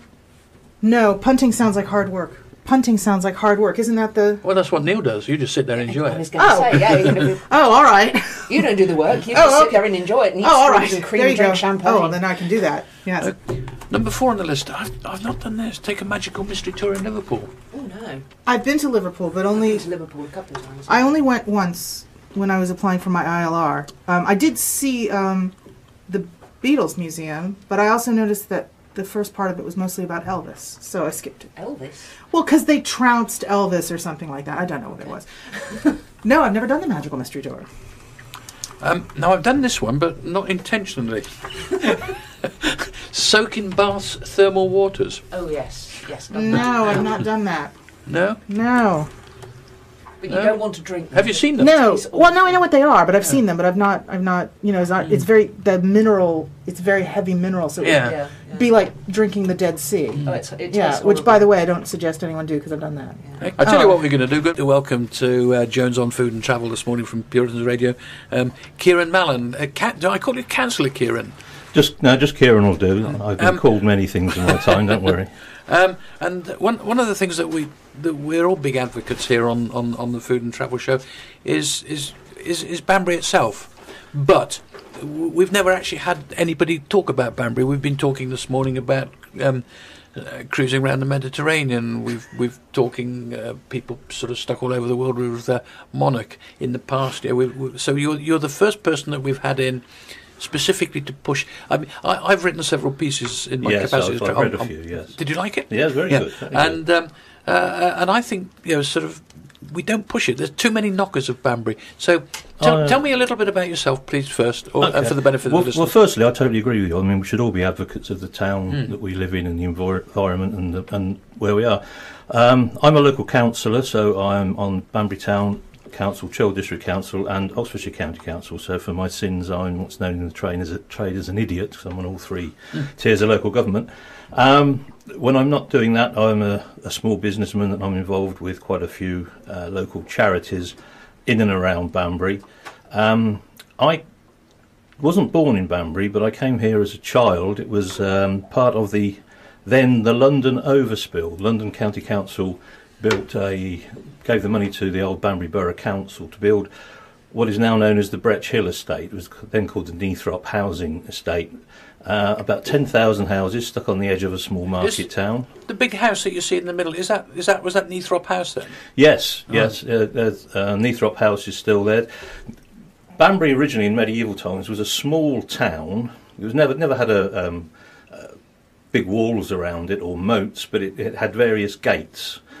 And outside the gates were the hamlets of Banbury, which are now suburbs of Banbury, so Neathrop, Easington, Grimsbury, Hardwick, Wickham. And over the years, Banbury has grown and grown and grown and subsumed these small hamlets that are now part of Banbury. So I came here as a child, went to school in Banbury, left, was about 16, 17, went on the tramp, went looking for work, because at that time there wasn't a great deal of employment here. And after sleeping rough for a bit in Dublin, I then got a job in Northern Ireland, where the family and I originally came from. Never expected to come back to Banbury. Then, aged 21, I joined the British Army and went abroad and did Germany and Canada and various places like that. Met my wife in London when I was doing what we call public duties. So at Buckingham Palace, I was in the Irish Guards, so standing there with the furry hat and the red coat and marching up and down and all that. Waving to the Queen when she came in. And out. Yes, yeah, we weren't on first name terms, but I saw her quite often. And it was, I left the army and got a job in London, where I had a good job working for London Transport. But I was living in digs. I was doing nowadays what you'd call sofa surfing. I didn't have a regular place to live. And an old friend of mine worked at the Alley, the Alcan here in Banbury. And we were just chatting on the phone one day, and he said, well, why don't you come back to Banbury? I'll get you a bit of a part-time job. You can sort yourself out. So a job, brought me back to Banbury. The Alcan was very good to me. About every 2 years or so they promoted me into a better pay position, and my wife Sandra was mad enough to marry me. Now, she still lived in central London in Fulham, and she'd never heard of Banbury. She didn't know where it was, so she started to visit. It was about 18 months, 2 years before she finally took the big step to move to Banbury. And it was about another 2 years after that before she gave up her hairdresser in London. So this was very important to her. Well, she back to London to have her hair done? Oh, yes. She'd go down and visit her mother and get her hair cut and things like that. Now, we've lived in Banbury now together for nearly getting on for 30 years. She's a London girl. She would not move back to London now for a pension. When she goes to visit her sister or her mother and family who still live in central London, she's there for about a day, 2 days at most, and then she phones me up and says, Kieron, I've got to come home. I just want to get out of it. I want to get back to Banbury. And I think that says it all. Banbury, if people come here, it's a fantastic place to live, to work, to be. It's got brilliant connections to the rest of the country. And I think some of the people who have never been out of Banbury, have never lived in any other places, they're the ones that perhaps don't appreciate exactly what they've got here on their doorstep. So, when now we bring visitors to Banbury from all over the country and sometimes abroad, and show it off, and I'm proud of it. And that's another thing that got me interested in local politics. If you're proud of a place, if you're passionate about a place, you need to promote it. And I ended up getting on the council and representing part of Banbury. And ever since, I in any opportunity like you've given me today, I think we should get out there and sell our town. It's a fantastic place to live. Because it all starts, we've got a world-famous nursery rhyme. Yes, we have. I mean, there's probably two things around the world that people know Banbury for. Obviously, Banbury Cross goes back to medieval times. There was 3 crosses originally in Banbury. And Banbury cakes. Banbury cakes back in sort of late Victorian, early Edwardian times were actually exported all over the world, not just abroad, not just on the continent, but all over the place. So those are the 2 things that Banbury people probably know Banbury for. But there's so much more. I mean, we're smack bang in the middle of England. You couldn't get any more central than where we are. Atterbury is the furthest point you can get away from the coast. From the coast, yeah. Exactly. But who needs the coast when you're surrounded by the beautiful countryside we've got round here? We've got the local stone, the ironstone. It's an orange stone. It's a beautiful looking stone. And when you drive around the villages around here, then just a little bit further out, the stone changes, and you've got the goes from the rich orange to the mellow yellows of the Cotswold stones. You go out to places like Ainhoe, and it's a different stone again. There's some fantastic places to visit, manor houses. We've got Broughton Castle, Compton Winyates, all these sorts of places all around here. And if people come here to visit, come off the motorway or get off the train halfway between London and Birmingham, they may want to use Banbury as a base, because we're close to Oxford, Stratford, Warwick, Northampton. But actually there's things to get involved with here. So I would urge anybody, if they look at the map, if they think, well, where can we go for a weekend, where can we go for an extended stay, where could we use as a base to go to other places? Why not pick Banbury? It's easy to get to. I mean, we're an hour from London, we're 45 minutes from Birmingham by train. We've got the M40 motorway, which is part of Banbury's prosperity, running right beside us, which has led to Banbury actually booming. We've got... And look, if people come here, they may do as I did. You may come here for jobs. Why wouldn't you? We've got less than 0.5% unemployment in this town. It always has been one of the top towns for... I mean, I came here in 71, and ever since then, it's always been a town where it's got one of the lowest unemployment levels in the country. It had a few blips back in the mid to late 70s, but when we lost Alcan and AP. Yeah. But by losing those big companies, there was some big engineering and manufacturing companies in Banbury which have gone because of the global market. But we've managed to replace that with other things, and there's a lot of high-tech industry here. So down the road in Oxford, they make the Minis. Well, a lot of the components that go into those cars are built in and around Banbury. Just over the border in Northamptonshire, we've got Silverstone. Again, a lot of the high-tech components for the F1 industry comes from Banbury. A lot of the things in Banbury, the hotels, the hotel industry, again, they feed off Silverstone quite often and things like that. So if you're looking for a steady job, I mean, I've seen now, you walk into around Banbury now, it's something you don't see many other places. You'll actually see signs in windows saying, "Help wanted, apply within." I saw one outside the pub at South Newington when I drove through at the weekend. Yeah, staff needed. So, and not only that, because Banbury is actually booming economically, we're also looking for the high end, for the managers to come in.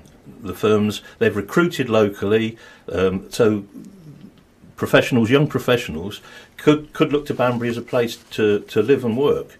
And another thing that's probably in favour for young people to look at Banbury, we're a growth area for housing. So that does bring some problems, but it also brings advantages. So quite often firms will say or want to relocate to Banbury because though we're a growth town, we're actually one of the cheapest places to live and buy a house. Well, definitely in the whole of Oxfordshire, and going on to the surrounding areas as well. And Cllr District Council, we're doing a lot of work now to make sure that on those new developments that there's affordable housing. That could be part rent, part buy, right up to total rent. 30% of anything that's built in this area is affordable housing. And we're doing another scheme at the moment. We're taking old redundant buildings, and Cllr District Council have bought off Oxfordshire County Council. I was involved in the sell-off of a lot of these buildings, and they are now turning them into low-cost, low-rent starter homes, flats, and retirement homes. To do with the town, what's on the corner opposite the Three Pigeons? That was one of the ones they did. Yeah, Town Centre House. That was an office block that was empty for about 4 or 5 years. Now there's 30 low-cost flats in there. Just up the road from that, Orchard Lodge, which was an old doctor's surgery and big health centre. There's about 16 or 18 lovely houses that are built there, and there's dozens of other sites around the town. So the economy is booming. There's lots of housing. We're trying to make sure that's good quality housing. As you can tell from looking at me, I'm not backwards when it gets coming forwards when there's food and drink around. I'm not exactly what you call slim. So there's a host of pubs, restaurants around the place. The Reindeer and the Wine Vaults, for instance, in Parsons Street, now they're hundreds of years old, and they're very atmospheric. You go in there, it's all old beams and little stalls and stuff like that. The Reindeer, for instance, has a room at the back, the Globe Room, which is an oak-panelled room where Cromwell and his party sat when they were sorting out what should we do with the Battle of Hedge Hill, what should we do with the Siege of Banbury during the Civil War. There's a host of pubs and restaurants. There's also lots of investment. The Hook Norton Brewery, the local brewery, have invested many hundreds of thousands of pounds in the Coach and Horses in Butchers Row, and reopened that. The Three Pigeons, as you mentioned, on the Warwick Road, that's just had a major refurbishment. And then there's all the pub chains that you can think of that cater for any taste and any pocket that you may have. We're also quite proud because we've got a host of world cuisine right here on our doorstep. So in the old town, in the traditional part of Banbury, Parsons Street and all around there, we've got Thai, Japanese, Mexican, Chinese. I couldn't count the number of Indian and Bangladeshi. As I described the other week, Parsons Street, I described it as the eating heart of Banbury. Well, and I'm working my way through it quite often. Again, a host of Italian restaurants all around the town. After the war, there was a lot of people who didn't go back. So I went to school, for instance, with second-generation Italians, Czechoslovakians and Polish who stayed here. And that sort of cosmopolitan feel carries on. They're all proud to be Banbury, but they've all got their roots abroad. We also we've got a Polish restaurant as well now in Broad Street. No, well, I've not visited that. Well, again, the entrepreneurial spirit of the Polish, I take my hat off, because we had a very large influx of Polish people about 10 years ago. We were ahead of the game, weren't we? Because we advertised in the Krakow Gazette or wherever it was, because we'd got such low unemployment. And particularly all around Banbury, there's a rich agricultural heritage that's still there. So I live on the edge of the Banbury, next door to Wickham Park Farm, which is one of the biggest asparagus growers in the region. And they started 20-odd years ago having East European students come over. They would come over for the season, make their money that they could live off as students for the whole rest of the year. So that was one of the things that brought them. And the Polish people they came here. There wasn't, we've got all the typical supermarkets, you name it. I think we've got everybody here now, or there's a new one just being built. But they felt that they wanted their own delis. There's about 3 or 4 Polish delis and small supermarkets in the town centre that you can go in there. You don't have to be Polish to go in there, but the range of foods in there, and particularly if you go to the deli counters and the meats and the cheese and everything, is fantastic. We're proud of the food heritage here. I say we're a major producer of asparagus. We're major producer of particularly beef and sheep and lamb and so it was about 8 years ago, I came up with a scheme that we would promote all these local producers. So we have a food fair in August. So it takes over the whole of the town centre. It was superb. It just gets better and better. Every year. That started off, and I had, people knocked me and said, it wouldn't work. And I think the first year we had about a dozen or 15 stalls, and we had to really try hard to get these people to come. Now it's hard to get in because they as soon as they pre-book every year to come in. Another event that we do, Canal Day. Canal Day was yesterday. Yeah. We started that because we've got the Oxford Canal, which runs right through the heart of Banbury. We felt it was a little bit neglected, so we wanted to promote it. So we decided to have a Canal Day, and 6 narrowboats turned up, and it was a bit of a damp squib. But we said, no, we're going to persevere with this. Now it's almost too big. If there's a bit of sunshine, we get 10,000 visitors to Banbury, going up and down the canals, looking at the boats, looking at the shows, the exhibitions, the stalls. On the back of it, some of the clubs around there put on music and stuff like that. So there's a whole, again, just about every 6 to 8 weeks, there's an event in Banbury going on to suit all tastes, and they're free at the point of entry. Banbury Town Council run them, so you do not have to pay to go in. The Banbury Show is in the middle of. We've got a big country park right in the middle of the town called Spiceball Country Park, about 3 acres of greenery.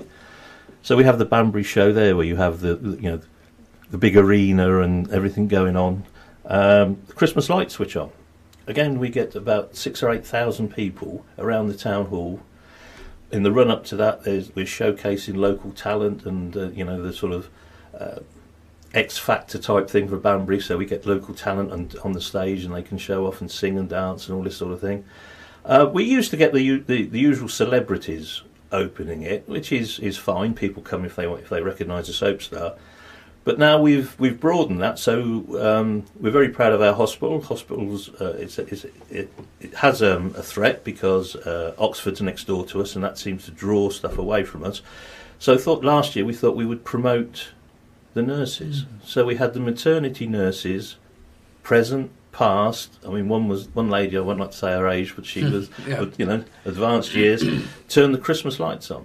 This year the theme is going to be promoting our armed services. So we're going to have veterans from the Second World War, the Korean War, the Falklands War, Northern Ireland, and Afghanistan as well. All with Banbury roots. All with Banbury roots, all living in the area. Because we have a very good military heritage. We are one of the few towns in the country that still holds a Battle of Britain parade.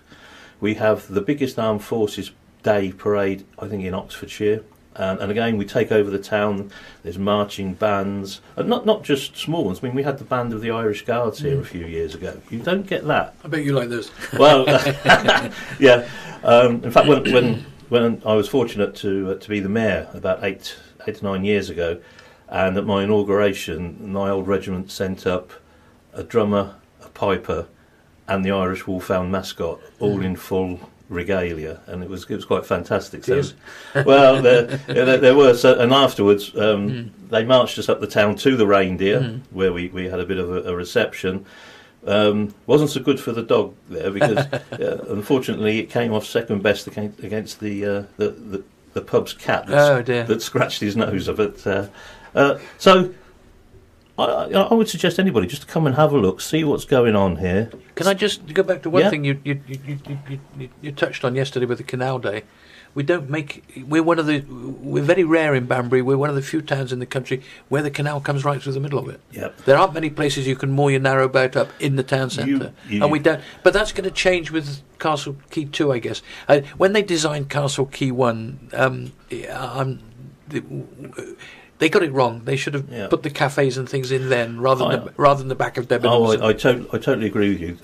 I hasten to add that this all came in. This was the big new shopping centre that was in Banbury about 25 years ago. I hasten to add I was not on the council then, because ever since I've bemoaned the fact that it seemed to turn its back on the canal. Canals in those days weren't promoted. Now, this is going to change now. So there's a new shopping centre, Castle Quay 2, going to be built on the other side of the canal, and facing onto that canal front is going to be the restaurants, the shops, all the sorts of places that people go to now, with a multiplex cinema and everything like that. Because over stages, Banbury has gone through booms. So the canal brought a boom to Banbury. This canal went straight through Banbury, brought cheap coal, cheap materials here. That led to a boom in bricks being made, because all around Banbury there's clay, and Banbury red brick is one of the things that you'll notice around the town in the old buildings. It also led to a boom in ironwork. So a man called Bernhard Samuelson, who lived in Germany, was looking to create a new iron foundry. And he was looking all over Europe. He was based in Germany, and he picked Banbury because it was on a canal with cheap coal. What remains of that foundry is still there today, Swan Foundry. That brought another boom to the town. He was a great benefactor. He built loads of housing. He built a mechanics institute to educate his workers, and he eventually became the MP for Banbury. Then we had a big boom when Birds, which was the custard factory, and the coffee moved came here. Down from Digbeth. Yeah, came down from Birmingham. So we only had an influx of Londoners in the early 60s. We had an influx of Brummies. So you'd go into all the local news agents, and the Birmingham Post would be snatched off the shelves. There used to be an organisation when I first came down to Banbury. Sadly it's died away now, but called Cobblers, which was the City of Birmingham Banbury League of Ex-Residents Society, and they used to once a month. They used to great in the Reindeer, black pudding, pork scratchings, proper Brummy dishes. All the West Country and Brummy dishes, yeah. But and again, Tooley's Boatyard. You see, it's a massive piece of history. Yeah, we've got. I mean, Tooley's Boatyard is I think it's a scheduled national monument. This was one of the last proper boatyards still on the canal. It's next to Banbury Museum. So and part of that, Canal Day, and during other days, it's open, so you can go in. You can go into the blacksmith's forge. You can see them working on boats in the dry dock. You can go into the chandler's shop that's there and buy you name it. I mean, a real old-fashioned chandler's stroke ironmonger's type shop. I do a bit of sailing. I needed a chart the other day, and they've actually got them in two. They've got, if you go in there, you'll just about find everything. It's a bit like, if you remember the old sketch show with the two Ronnies, the four candles sketch. You know that whatever you want, from a widget, a washer, up to a generator, you can find there. Well, Tawley's Boatyard is one of those places. Shame we ever lost hoods. That was an old-fashioned ironmonger's that went with the Castle Quay development first time. It's interesting what you're saying about the German guy looking as to why to come here with a foundry, because I interviewed some years ago David Richards, ProDrive. And I said, well, why did you choose Banbury? He said, I needed to be close to Silverstone. I needed to see a motorway from my office window. Exactly. And that's they've celebrated their 25 years in Banbury. I mean, Banbury's biggest employer outside of the supermarkets. It's fantastic. It really is. So, where I live, just on the edge of Banbury, just down the road from me, it was a Doomsday Mill, Wickham Mill, which was bought and turned into a small industrial unit. Jaguar made their Le Mans cars there. It was such a great place that when sort of Jaguar, Ford and Aston Martin all come under the Ford banner, they used that to build the early sort of resurgence of Aston Martin. Built the Le Mans cars there. It was fantastic. The DB7 was first built there. When I worked and the XJ220. That's it. The big Jag was there. When I worked at the Alcan, at the aluminium factory, because of course in the motor trade everything's secret. You don't want your opponents to see what you're doing. Aluminium's a wonderful material. You can have it almost, so soft you can bend it with your fingers up to harder than steel. And it's a process you have to go through called aging. And in the middle of the night, at the weekends, these 40-foot covered transporters would come in to the aluminium plant when hardly anybody was there. These shells would be offloaded, put in these big aging ovens to get to the right temper that they needed for the sports cars. And then before the 6 o'clock shift started the next morning, they were back on the lorries and secreted it off down to Wickham, where they would then be part of the put all together. And Aston Martin, they've actually moved out of the town. They haven't moved very far. You see Aston Martin. We're blasé about it. You see an Aston Martin every day you go out now. That's it. I mean, they're just north of us at Gaydon. So if they're being delivered, or they're doing some prototypes, or they're doing some, you see them whizzing all around the country lanes and through Banbury. And like you say, these fantastic cars, and we just say, oh, it's another Aston Martin. Yeah. One of the things, again, you touched on the proximity of Silverstone and motor racing. I'm a bit of a motor racing nerd. But I'm also a big National Hunt fan, and of course, we're surrounded by National Hunt trainers. We've got Towcester, Warwick, Stratford, Cheltenham racecourses, all within less than an hour's drive. And one of the big owners, Whaley Cohen's, they're of course, the big owners at Upton. They're just outside the town. So he's the chairman of the National Hunt Racing Board. Yes, he is. So I mean, why wouldn't you want to move? I don't know. Live. Or visit a town that's got all these. Well, I live in one of the villages, and I'm going to move into the town after listening to you. Well, there's a term that people, even in Banbury, either love or they loathe, and it's an old term. It goes back a couple of hundred years, and it's called Banbury Shire. Oh, I don't like it. There you go. It polarises people's opinions. So I love it. You don't like it. And it's because of geography. Banbury is where 3 counties meet: Oxfordshire, Warwickshire, and Northamptonshire.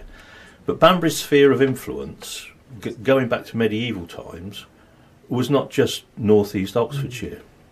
So you can put a compass in Banbury and draw a circle around it. And it started off was, how far could a carrier's cart come into Banbury to market, to sell its goods, to load up with Banbury goods, and then go back out to those markets. So Southam, Edge Hill, Deddington, Brackley, Chipping Norton, anywhere within that sort of area saw Banbury as their town, and it was a market town. It was a county town without a county. So the name Banburyshire, it's not a recent thing. It's been going for a couple of 100 years. That's how that came about. So, we cover... The geography is good for us in one way, it's bad for us the other. So some things like lines on a map for the NHS Trust and things like that are not good for us because that's centred in Northampton, or it's centred in Warwick, or it's centred in Oxford.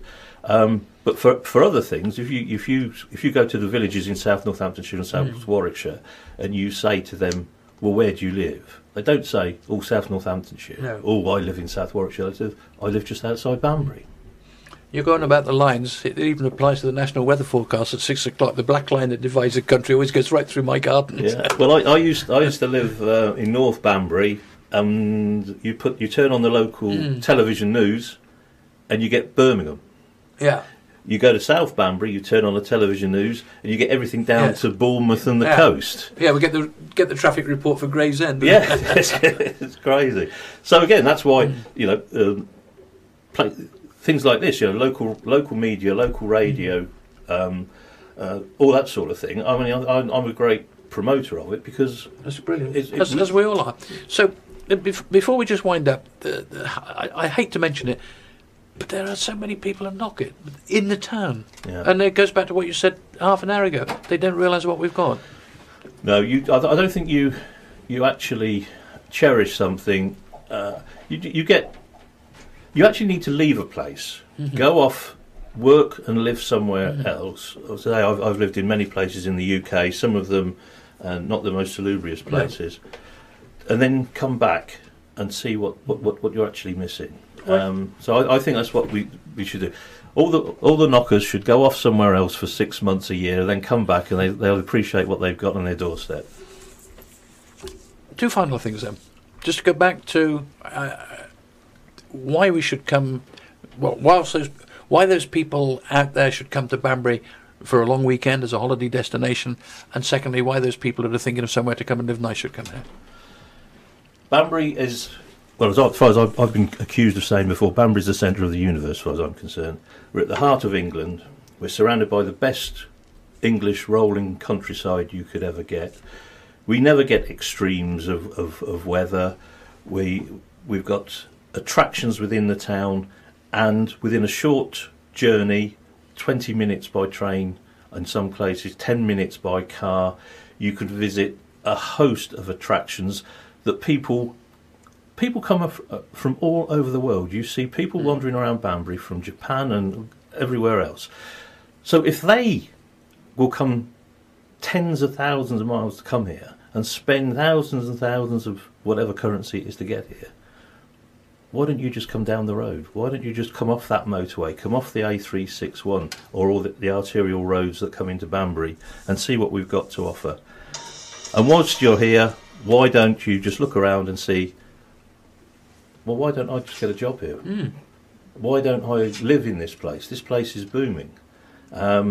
We've got new schools being built all the time, new attractions, new shops are coming, businesses relocated. A large company just relocated from Stratford to Banbury only about a few months ago, create 400 jobs. I tried to get in there because they've got that beautiful statue of a Spitfire sculpture. Yeah, that's right. They let me go and look at it, but it's inside the... Yeah. Well, again, the Spitfire sculpture on that area is relevant because the Alcan factory was so important to the war effort. They built a dummy factory. By Great Morton, yeah. Yep, 3 miles up the road, camouflaged the proper factory, because if that factory had been bombed, we would have lost the Battle of Britain.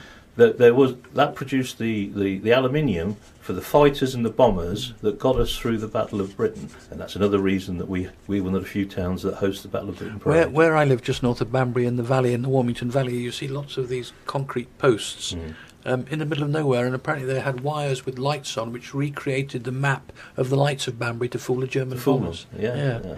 So we had the dummy Alcan. I'd heard. So where was the dummy Alcan factory? That was. It was. I don't know the exact location. It was up near Borton somewhere. Yeah, it was a couple of miles away up on the hill, so that you actually see it. Because Banbury is the geography of Banbury. We're not only in a valley. We're in a sort of a bowl. It's called the Banbury Bowl. which the River Cherwell runs through it, and that's that goes back. That's why the original Banbury came about, because of a ford on that River Cherwell back in Saxon times. It was, even then, it was seen as a destination place. Kieron, I'm really grateful for your time, and it's really nice to meet somebody that's really passionate about this. Not town. at all, Peter. Yeah, thank you for giving me the opportunity. No, my pleasure.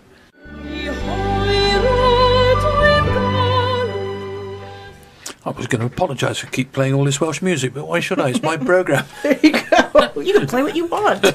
Right, Emma and Deborah have sat back down in front of me, and we're going to be joined shortly by Captain Brown and drink a lot of cider. Well, as much cider as you want, really. Yeah. I'm not driving. What do I care? No, so let's go back to these 101 things that that we should do before we leave this country, and. Let's look at some of the food ones. Eat a proper Cornish pastry. I've done that now. Where? Where was I? We were on our road trip to Scotland, but no. we hadn't gotten to Scotland yet. A proper Cornish. There's only one place to eat. Cornwall. Well, okay, fine. They told me it was. What do I know? I can't judge these things. But then when we go to Cornwall, I'll do so. Right, there's only one place to eat a pasty, and that's on the seafront in St Maur's off a guy called Patrick. Patrick's Pasties. You've mentioned that before. Yeah. I haven't, but I will now. Put it on my list. Visit a gin distillery. I've worked for a drinks company, yes. No, I've visited a whiskey distillery, but not a gin distillery. You can do. There's one within a bike ride at Banbury now at the Cotswold Gin Distillery. Cotswold at Cotswold, Brailes. Right, yeah. Brailes. Oh. But one of the big growth industry has been in. There's two things that have really gone bananas in supermarkets now. Popcorn. You never used to be able to buy popcorn. There's thousands of varieties. Apple and cinnamon. What a sad place this must have been. You couldn't get popcorn. Well, yeah, but just Butterkiss was the tradition. That was the only one you could get. And now you can buy Eton mess flavoured popcorn. Yeah. Oh, why would you do that? And tonic water. I can recommend apple and cinnamon. Really good. I just want my apple and popcorn to cinnamon taste like popcorn. Oh, very tasty. Forgive me. You're popcorn. Egg popcorn. I'm a popcorn. A popcorn Easter. I'm a popcorn minimalist. I don't even want it to have that much butter on it. Salt, yes. Tour an English vineyard. Yes, I've done that down at Denby's in. I have not done that. I know there are, but it's just not something you think of. I guess, but I guess we used to have one in North Newington Grounds Vineyard. Oh, you mentioned that. Yeah, disgusting wine. But there was when we had Kieron. His friends called him Keith. Kieron mentioned the food fair. There was a stand there from Hackney Green Vineyard, which is up in Shropshire, which produces this country's northernmost red wine, penny black red. Absolutely disgusting. Oh, really? We won't be getting those in for a tasting. Have a proper. We've got a vineyard in our front garden now. We've just been making wine this weekend, red wine. So we'll see how that tastes. There you go. Do you know where we're going later in the year? Now this is an interesting one because we've all done this, but I suppose we'll have a debate as well. Have a proper cup of English tea. Now, what do you call a proper cup? Well, you see, I've started drinking this South African Red Bush because it helps me sleep, especially if you have it with 2 paracetamol, 2 codeine, and 2 ibuprofen. You sleep for ages. You're not even sure it's tea at that point, but it doesn't matter. Yeah. No, don't look at me. I didn't make a cup of tea until I was 50 years old. Yeah? And because I didn't drink it at home. I didn't drink it growing up. It's not my thing. And until Neil came down with the flu earlier this year to a point where he was like, oh, I could really use a cup of tea. I'd never had to make one. So though I know the logistics of it, I know it's hot water and tea leaves, I didn't know the proportions, I didn't know the difference. I did have, I guess what would be deemed a proper cup of tea at afternoon tea on Cunard. But again, apparently because I don't drink tea, I don't know the difference. So...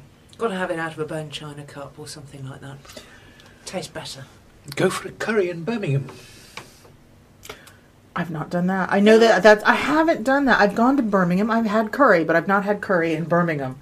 So have you not been to the Balti Triangle? No, but I've been invited to go shopping there. So Oh, no, I wouldn't go shopping in the Balti Triangle. You'd never get out alive. Well, no. I'd have an inside scoop there. So So whereabouts do you reckon, Peter? You've been up there? I worked in Birmingham for some time. Adils was the very first one. All round Lady Pool Road and ran there. Yeah. all right. Well, I will add that to my list. Yeah. I went there. I was taken there once by an Indian doctor, and So someone in the know. yeah, and one huge, great big dish, and whatever I was eating, I wasn't 100% happy with the consistency. The flavour was fantastic. And I said to him, "This is probably one of the nice things I've eaten." I said, "What is it?" He said, "Are you enjoying it?" I said, "Very much." Dear. He said, "That's all you need to know." Don't ask too many questions. You've come to eat, not question. Next. What, Ludlow Food Festival? Who needs to go there when we've got? Well, one we've in got our Banbury? own. Yeah. See the changing of the guards ceremony. I've seen it a couple of times with some very strange musical choices accompanying it. But my old Kentucky home last time I was there, which I thought was a strange choice. Punt along the backs we've done. What about... anybody ever visited the Maritime Museum at Buckler's Hard? Yes, been down there, Well, sailing you'd- at Buckler's Hard. You'd love that. Oh, okay. It's Buckler's on the Hard's river... Don't ask me. On the Bewley. Yeah. It comes Okay. you can come in off the English Channel and all Right. the way up. And Buckler's Hard is where they built the Victory and all these wooden ships. Oh, It's okay. really beautiful down there. There are all the cottages. There's a little chapel, smaller than this room, but fully it's well worth going if They you're do a ever lot down of that way. historical dramas down there as well, don't they? Well, they 'Cause don't it's need so unspoiled. They don't. Yeah, so they don't need to change anything, do they? So, Okay.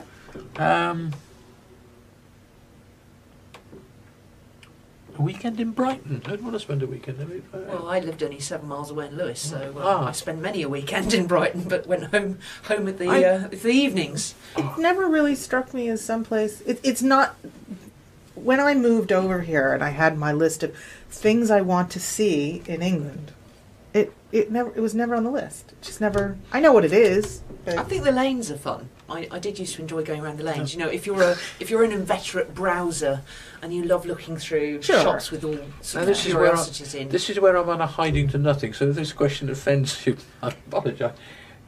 Were you down there at the time of the Mods and Rockers stuff? Not far off. I mean, I guess I started going down there when there were a lot. You know, the thing to do was to go out clubbing for most of the evening and catch the last train back to Lewis at 1:30 in the morning. And I was only 15 or something.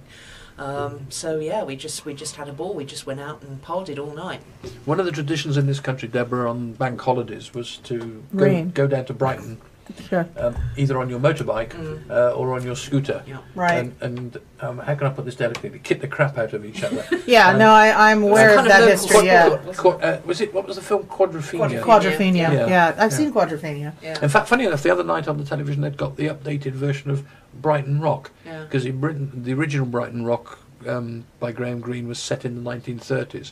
But then they moved it when up. they refilmed it, Yeah.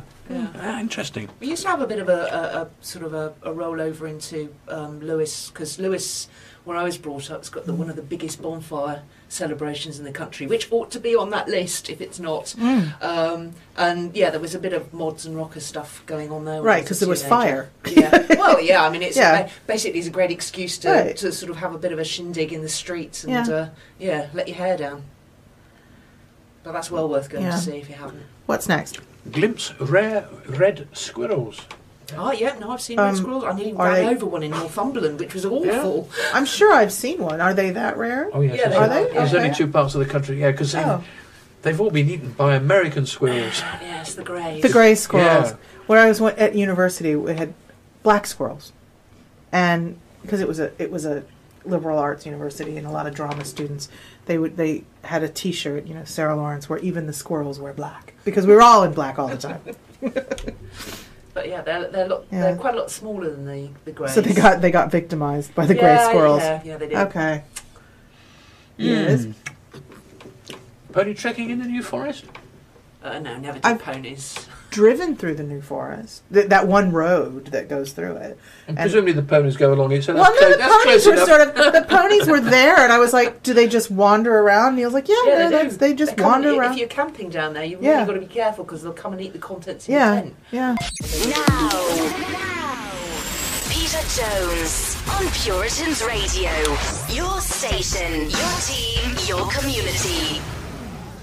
Yes, you're back with me, Peter Jones. Now, we're getting quite excited here. We're waiting for... we may give in before he gets here, if I'm honest, but we've got 7 bottles of cider lined up, and as soon as Douglas is here, we'll... he's got 10 minutes, so we'll flip the lids off, and I'll tell you what we're going to do. Let's have a look at this. We've been talking about 101 things to do in this country before you go abroad. But I tell you what, we'll go abroad, and this is going to give Deborah a chance to put one or two of us in a place, because the 101 places to go to before you die, and the very first one on the list is the Alamo. Yes, I've been to the Alamo twice. I was kicked out once. Well, I wasn't kicked out. It was suggested that I might do best to leave. Which is the same thing. Well, yeah, the daughters in the Alamo can be pretty abrupt. I went as a child because, of course, in elementary school, the grade school, they take you and they go, "This is the Alamo." Children, having been raised in Texas. But I went back years later, and we walked in, and there were oil paintings of all the heroes of the Alamo. And there's one that says, "No contemporary portrait of William Smith was available. This is a portrait of his nephew, said to greatly resemble him." And I started laughing. One of the daughters in the Alamo came over, and she was very affronted at the fact that I was laughing. And she was like, "Possibly you should go out, and think about where you. This is a shrine." I said, "Yes, it's a shrine now, but it used to be a concession stand for a drive-in movie theater." And that really set her off. So I wonder why. The A&M Corps was there, and I didn't want any trouble with them, so I walked away. Okay, there's another one, the next one under the letter A, which is probably also going to tell us about. In fact, whilst Deborah's talking about this one, flip the lids on the bottles. Okay. Oh dear. This next one is Atlantic City Boardwalk. Yeah, been there. Mostly because it was on my list of, TV show and movie locations I'd wanted to see. Having walked up and down, I prefer the Coney Island Boardwalk. Yeah. Yeah. It's it's just an old school. It's like a throwback to sort of seaside holidays that my grandparents would have gone on. So it's it's a bit old fashioned and a bit rickety. So. Another one that begins with the letter A, which I've certainly not been to, and I've got no intention. I don't think I'll ever go down that way. Ayers Rock. Isn't that the big red one in Australia? It depends on the colour of the sun. But it's the big it's one red in at Australia. night. It's red I can't at go night. to Australia apparently because Neil's convinced that everything in Australia is out to kill him. So I have to go by myself. 40% of all the world's most poisonous animals live in Australia. Yeah, but apparently the one that kills the most people isn't because it's poisonous. It's because it shocks people by falling into their lap while they're driving. Oh, the funnel web spider. And you go careening off the road. Yes, but you see, this is interesting. Here's a question for you, because the funnel web spider lives behind the steering column, the visors, sun visors. So where did it live before they invented the car? That's a good question. Were horse cart, people being surprised by them? I don't know. Now I've been to this one, the canals of Amsterdam. Oh yes. I've not been to Amsterdam, though. Again, it's on my list of places I can get to more easily now that I live here. Unless you're flying Monarch. Well, yeah, but that wasn't in my. That's no longer in my plans. I'm sorry, I'm not laughing at the people who are stuck or the people who are out of work.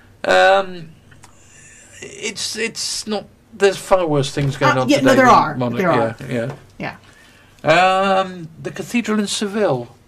I've not been that far to Spain. No. I've no idea where the Cave of the Crystals is. If anybody's been there, does anybody know? Cave of the Crystals? No, but it sounds like a movie. The Colosseum in Roma. Yes. Yeah. What an overrated waste of time. It's on my list for the next year. I walked past it, but I saw no reason to go in. I tell you what, when I went to Rome, what I was very disappointed with was how scruffy Rome was. It is. Sort of buglia growing out of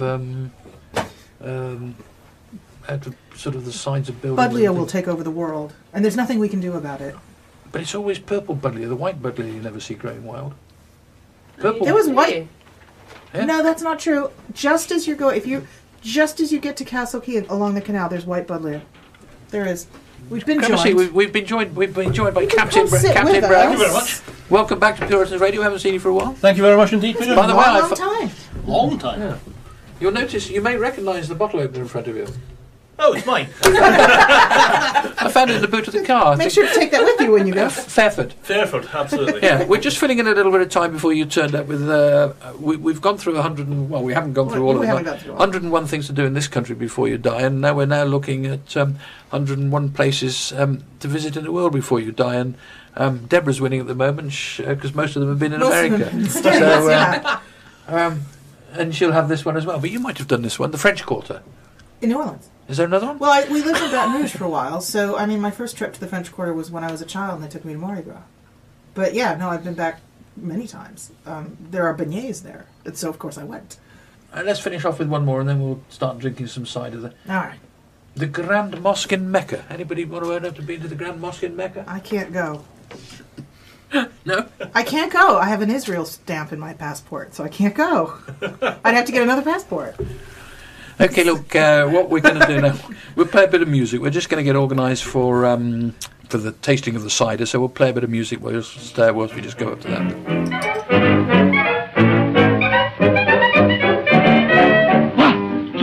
I have no idea why we had the Charleston playing there. Going to move on to that exciting part of the show now, which I've got three people all slobbering away in front of me. Last month, Monkhouse Foods, or the Monkhouse team as they like to be known, PR company that look after lots of producers, very kindly supplied us with 4 different things to try, everything from black pudding, what was it, really black pudding good. pate to... I didn't need lunch. No, and I was a bit disappointed when they said they were only sending us one product this month, but I did phone them and apologise because they've sent us 7 versions of one product, and we've got, we're drinking cider. But we're not just drinking any ordinary cider. We're drinking real cider, made by Sheppies, the master of ciders. And I'll read you what it says on the PR list. Sheppies is a premium cider crafted by one of the oldest and most distinguished cider making families in the world. Real cider made using 6 generations of knowledge by the master of cider himself, David Sheppy. And Sheppy have just introduced a portfolio of world-class siding? I want to think about it. I'm talking about railway engines, including a cloudy edition. And David Sheppy is very proud of his cider that he signs every bottle. I'm sure it's a print, but yeah. But if, have this poor man sitting there signing bottles. But David, if you've got cider. Now I've taken a long time to line them all up in descending order, but everybody's muddled them up. No. They're all where they started. So, what's the first one we've got there on the? The first one is cider with raspberry, and it says on the back, Sheppy cider with raspberry is a delicious and refreshing combination of traditional blended Somerset cider and pure raspberry juice. So it's like a fruit salad. It's healthy. Okay. Let's count as 1 into 5 focus on that. If there's enough raspberries in it, why not? Sheppy ciders, by the way, you can buy them in Waitrose, Tesco's, Sainsbury's, Booths, M&S and Whole Foods, as well as independents, farm shops and delis across the Peter, UK. are you allowed to drink and operate the desk at the same time? No, but I'll have a quick one. Shh, don't tell anyone. Here we go. Cheers. Cheers. Oh, it's very fruity. It's very raw. You can really taste the raspberries in that. It's very crisp. I'm happy with that. That's nice. Every drop is generally crafted using homegrown apples and naturally occurring yeasts. There's no secret recipe. This is what David says. It's simply about the experience and craftsmanship that's come from 200 years of the knowledge of cider making, passed down through 6 generations of masters of cider. Masters of cider. It's a lovely Well, pale pink colour, isn't it? It's kind of like pink it is champagne, red. isn't it? Yeah. Pink champagne. What temperature would you serve that at, do you think? It says it should be slightly chilled, so these possibly, because they've... I bought them in this morning. They're probably marginally warmer than they should be, but I don't think it really... Yeah, I'm just thinking it would just... On a hot summer's day, that would just be perfect. Oh, yeah, that would be really good. Yep. All right, we approve of that. Yep. Okay. All right. And so what have you got? This is good because I can't read the labels to me. So Emma, you're in Emma's charge of going to- reading the label. I'm reading, okay. The next one is original cloudy cider. And it says, it's a light blend of traditional Somerset cider with a touch of pure cloudy apple juice for a classic hazy character and delicious flavour. Your first So one, the first one, by the way, was 4% alcohol by volume. This one is 4.5%. Yep. Not being a cider aficionado, why would one choose a cloudy cider versus a clear cider? Is it just a taste thing? In the old days, there's how true this story is or not. When you made your cider, you put a lump of beef. What? You put a joint of beef in the cider, and when the beef was disappeared, because the whatever was in there would eat the meat, and then that would clear the cider. Really? I'm not saying that Sheppy ciders Has meat in it. Wow. And Okay. rice. In I'm some getting into cases- trouble. You may well have to edit this out. In some All right. cases, it was rumoured to be something slightly less savoury than beef, I Yes. think. Oh, yeah. All right, let's see. My introduction to cider was cloudy cider, scrumpy cider down in Devon. And okay. sitting in the pub there were the old boys with their pint glass of cider. I sat and watched them, and what they were doing, they had a pint of cider, cloudy, and they would add a Plymouth gin to it, and then a drink. And then they'd add a Plymouth gin and drink. And by the end of the It's all evening, they were drink, just yeah. drinking Plymouth gin. This one's nice too. Don't recommend it. Hell of a headache the next day. My introduction to cider was a shilling for a half a pint in the Globe Hotel in Bude. I can remember being quite poorly. This again, nice, crisp, very appley. I'm good with that. The thing is, I would normally say I don't like anything other than really dry cider, but actually I wouldn't say that's a really dry cider, and it's really good. Well, I don't think we've had a dry one yet, have we? So, and these... It's not really cloudy. But I mean, It's just a touch. isn't it? that scrumpy in Devon definitely had bits floating in it. This is, yes, this is. It's certainly more appley than Yes. the other one was raspberry. Raspberry. Next. Next, we're working our way up the ABV here, so we're up to 5% now. 200 special edition cider.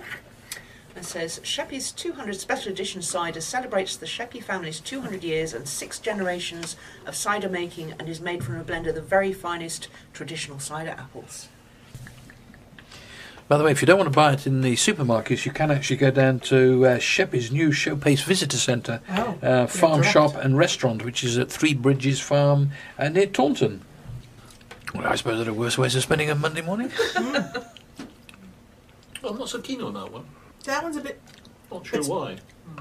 tartar. I definitely am tasting more of an alcohol in there, which is fine. Not objecting to that, but it makes it taste a bit.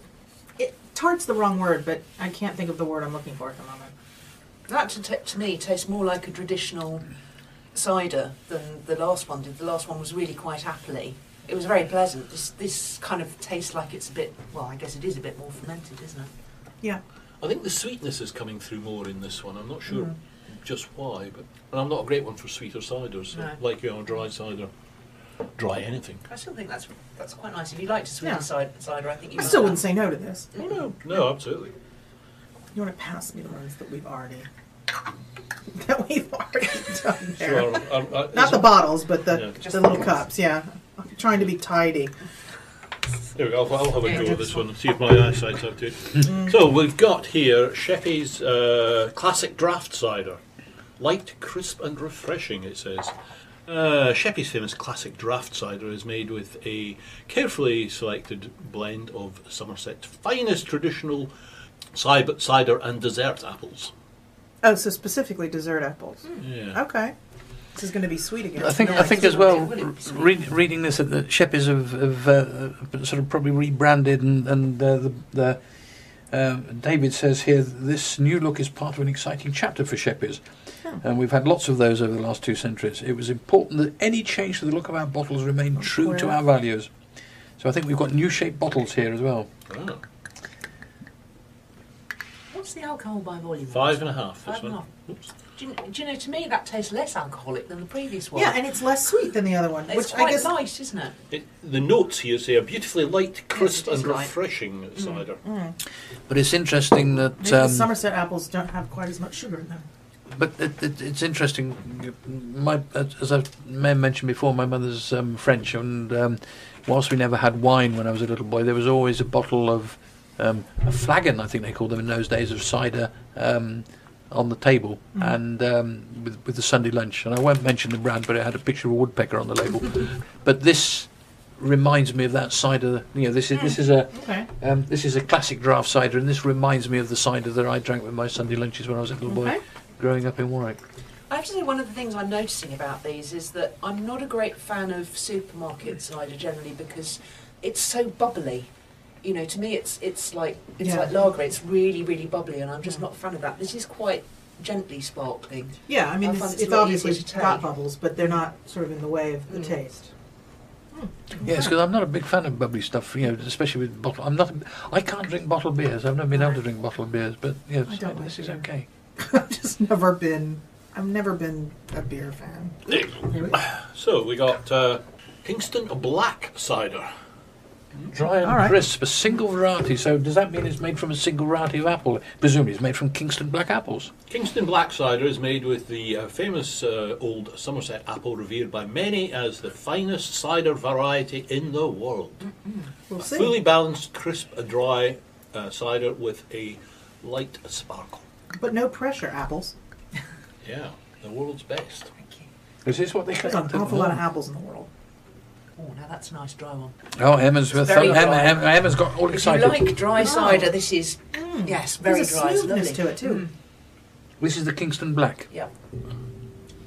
It's got a very nice feel to it. Now that's refreshing. We're up to 6.5% now. Yeah. Oh, no, that's completely different to the others, isn't it? It is. Yeah. Very different taste altogether. I think I'm turning into a sudden softie. I would struggle to drink too much of this. You see, I'd be the other way around. I'd struggle with the slightly sweeter ones because Yeah. it would just, after a glass of it, I'd just go, I don't want any more. Whereas this, I can see myself sitting and having a couple of these. This would be nice to drink with a meal, whereas the others are nice to drink on their own. Yeah. What would you eat with cider? Tonight I'm having Italian hog roast. That would be good. That'd be nice. Yes, definitely pork and cider. I found it in Yeah. the fridge. How safe? How long after sell-by dates can you eat food? What? How long has all this stuff been sitting in your fridge? Because you mentioned something about this earlier. And there was some sort of homegrown penicillin project going on. Perhaps I should switch the fridge on. Yeah. Do you know what we sometimes have with cider when we drink it at home? Because what we like to do is, if you've been to, well, you will have been to Normandy, and you have the Normandy cider cups, the pottery ones Oh, that yes. you drink out of, and we just love that. We just, so we brought some of them home. Well, Drink cider out of pork that. is a great thing to drink. Yeah, well, we yeah, have black apples pudding, and little black, pork. little black pudding slices, and you just bake them in the oven until they're bubbling. Ooh. Sorry, I nearly said pork is a great thing to drink with cider, but you know what I mean. This is very good. This is very good cider. All right, what do we have There we now? go. We Well, have, you can hold it's on my that one. turn. Okay. Let's see, what does it say? Sheppey's Davenant apple cider is made with a premium and distinctive apple discovered in the early 1900s that is believed by many to capture the true rural taste of Somerset. Well, except that they only discovered it in 1900s. They know. Dabinet. All right, Davenant. Okay, No, well, no. Dabinet. let's see. Gosh, that's quite different again, isn't it? Definitely. That's smooth. That's really smooth. It's kind of got a honey taste to it. It's like honey Yes, taste, it's got isn't it? more of a. There's a honey sort of depth to it. Yeah, I don't think I've ever tasted a cider like Ooh, that before. that is different. Really interesting, isn't it? This has won many awards. Multi-award winning vintage yeah. reserve. The Dabinet apple. It's quite sweet. It is quite sweet. Yeah, is. but it's still very crisp. But gentle. Yeah. In a gentle sort of way. Yeah, It's almost like it's been aged in oak or something. There's a certain woody. it does have that where you can sort of taste what you smell. Yeah. Yeah. Now, if someone gave me a glass of that without telling me it was cider, I'm not sure I would recognise it as cider. It's that different.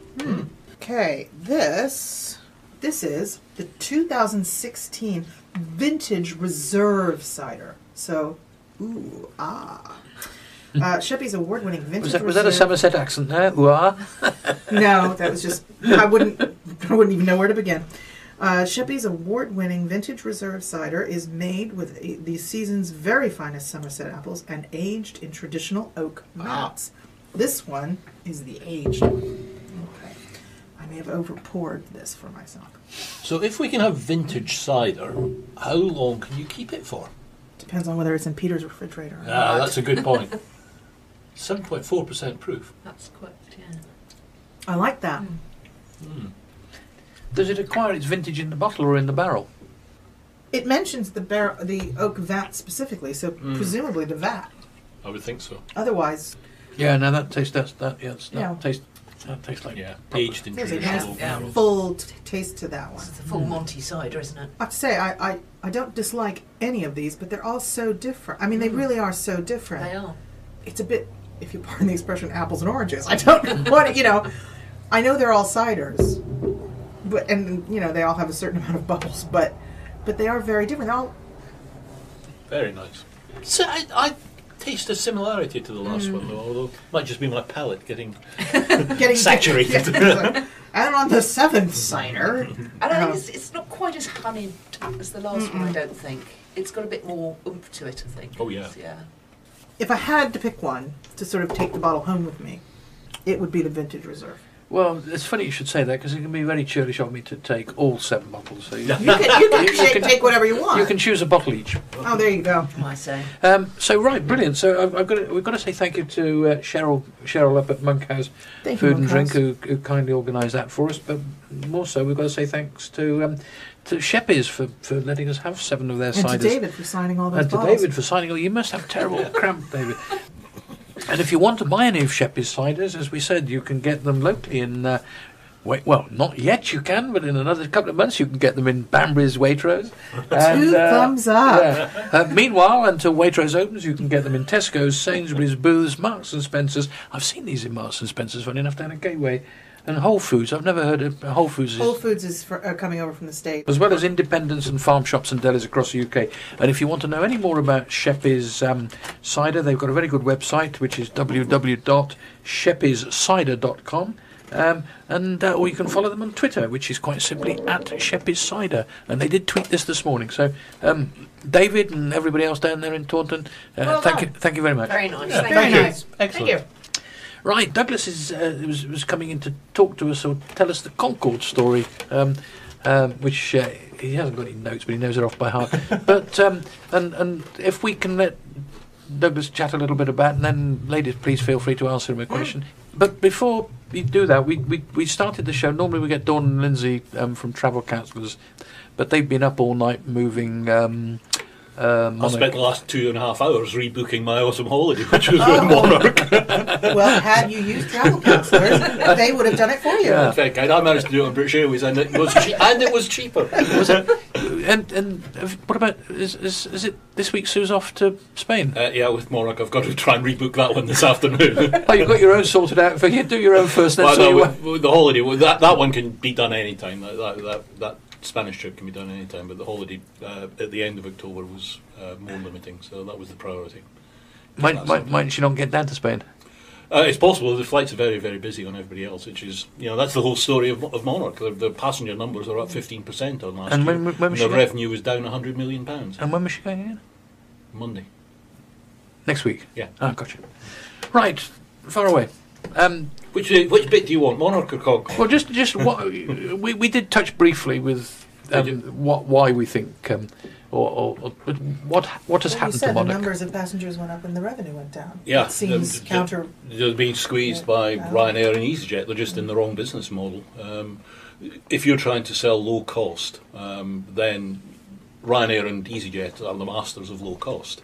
If you're trying to sell to the middle market, if you like, which is a bit what Monarch were trying to do, scheduled services, but trying to appeal probably to the people who own the villa rather than the people who are renting the villa. And therefore you've got the extra legroom, seats for an additional price were available. Monarch is a very long-standing company, been flying since the 50s, so it also carries some baggage because of that. They had a big issue last year over their pension scheme, which they managed to resolve to some extent, but I suspect not entirely successfully. They also carry other baggage is the wrong word. They, for instance, have a very large maintenance organisation, which I suspect is still probably in business. I've been trying to find out this morning what's happened to Monarch Engineering, but they have contracts with all sorts of airlines to maintain aircraft, including So it Monarch's operates airplanes. as a separate entity? It operates as a separate entity, but it's not clear from what's been said so far whether it's gone into receivership as well. But basically, Monarch has this model that is not properly low cost, but it's trying to compete against Ryanair and EasyJet. As a result of that, the fares are just being driven down and down, which is why you can carry 15% more passengers. There's only so many airlines that can and serve a market before it gets well, oversaturated. the market's enormous, but it's very price-led. Yeah. People just go straight onto the website and search for the cheapest option. Right. And if you're not in there, and that's what Monarch have been trying to do, is to sell a cheap option, and it really hasn't worked. Unfortunately for them, they pulled out of long-haul flying 3 years ago. They had some A330 aircraft flying long-haul to the States and the Caribbean. They pulled out of that market and then realised, I think, that they'd probably pulled out of the only market that was likely to be successful. So they were going to go back into long-haul flying, and for the last 2 days they've been trying to sell their short-haul operation to somebody else, but clearly nobody was willing to buy at the right price. Very sad. Very sad for all the people who work there as well. As far as the pilots are concerned, you did say the other day there's a shortage of pilots at the moment, so There is. they don't go work for Ryanair. The slight problem in there, and that Ryanair all fly 737s and Monarch's all Airbuses at the moment, which gives a bit of a complication to it. But there will be jobs available for all of the people involved. The whole travel business is growing rapidly. But I have a friend who's a pilot for Monarch, who was until this morning. Yeah. But it will be obviously very stressful and very disruptive for everyone concerned. So lots of thoughts for that. What do you want to do with Concorde then, God? Right, we've got about 20 minutes. The Concorde story. The Concorde story. And if we can let Douglas run on a little bit, and then we'll ask him. Yeah. I didn't think you were actually going to do this, so I'm going to make this up on the hoof. But no change there then. Yeah, absolutely. Concorde. The reason Concorde was successful in what it did, in a technical sense, but not obviously in a commercial sense, was primarily down to the engine. One of the aspects of flying supersonically with military fast jets was that you could only do it by use of reheat. That's where you put unburnt fuel into the exhaust of the engine and set fire to it there. And it causes that great leap of flame coming out the back of the engine and increases the power of the engine quite significantly. The military fighters flying supersonic have to use reheat all the time when they're supersonic. They're just now beginning to bring out a bunch of fighter aircraft that can do what they call super cruise, which is to fly supersonically without reheat. So, at the time Concorde came out, that was a given that you had to use reheat for supersonic flight. You cannot fly for 3 hours supersonically using reheat. Your fuel tank would be so big that you'd need an ocean liner to tow it. Therefore, the Olympus engine in Concorde was the secret to the thing, and primarily the inlets which control the flow of air into the engine. Now, I know this gets a very techie sort of area, but if you imagine an airplane flying along at 1,500 miles an hour, twice the speed of sound, you've got air coming into those engines that is supersonic air. If you just allow it to enter the engine at supersonic speeds, the engine will fail. It cannot handle that mass flow of air. What you have to do is to slow the air down before it hits the face of the engine, and you do that by a series of ramps in the intake to the engine, which in Concorde's case were the first time that they were controlled purely on a fly-by-wire type basis. So no physical link. The throttles and the inlets themselves were all controlled, computer controlled, and with a fly-by-wire type setup. Now, the great secret of Concorde was at the time they designed it, they knew they had to do this, they knew they had to build that, and they knew they had to make it computer controlled or it would never work. Unfortunately, at the time they were designing it, the computers to control that would have filled the whole aeroplane. But they went ahead and designed it nevertheless on the assumption that by the time it flew, somebody would have worked out how to miniaturize the computers sufficiently to be able to control both the engines and the ramps, the Very inlets. optimistic. Well, they succeeded. Well, they made the right call. That was the great challenge. Yeah. And therefore, we managed to end up with this aeroplane that could fly. It used the reheat for takeoff, and it used the reheat to go supersonic, to accelerate to supersonic speeds. And then the reheat would cut, and it would fly supersonic with no input. And therefore, you got this capability to fly for 3 hours, 3 hours, 20 minutes, thereabouts, at supersonic speeds, which nobody had managed to do before. When the Russians flew the Tu-144, they couldn't achieve it. When the Americans tried to fly high supersonic speeds with one of their advanced bomber aircraft in the 1960s, the Valkyrie, they had all sorts of problems with that because it was flying along supersonically. If it had an engine failure, it would basically break up.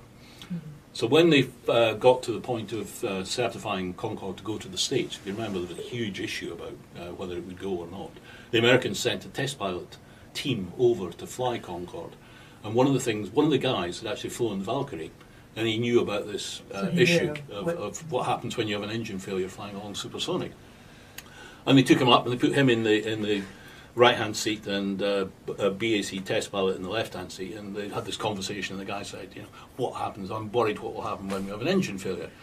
And the BAC test pilot just reached across and shut down 2 engines on one side, same side, flying supersonic. And now you know.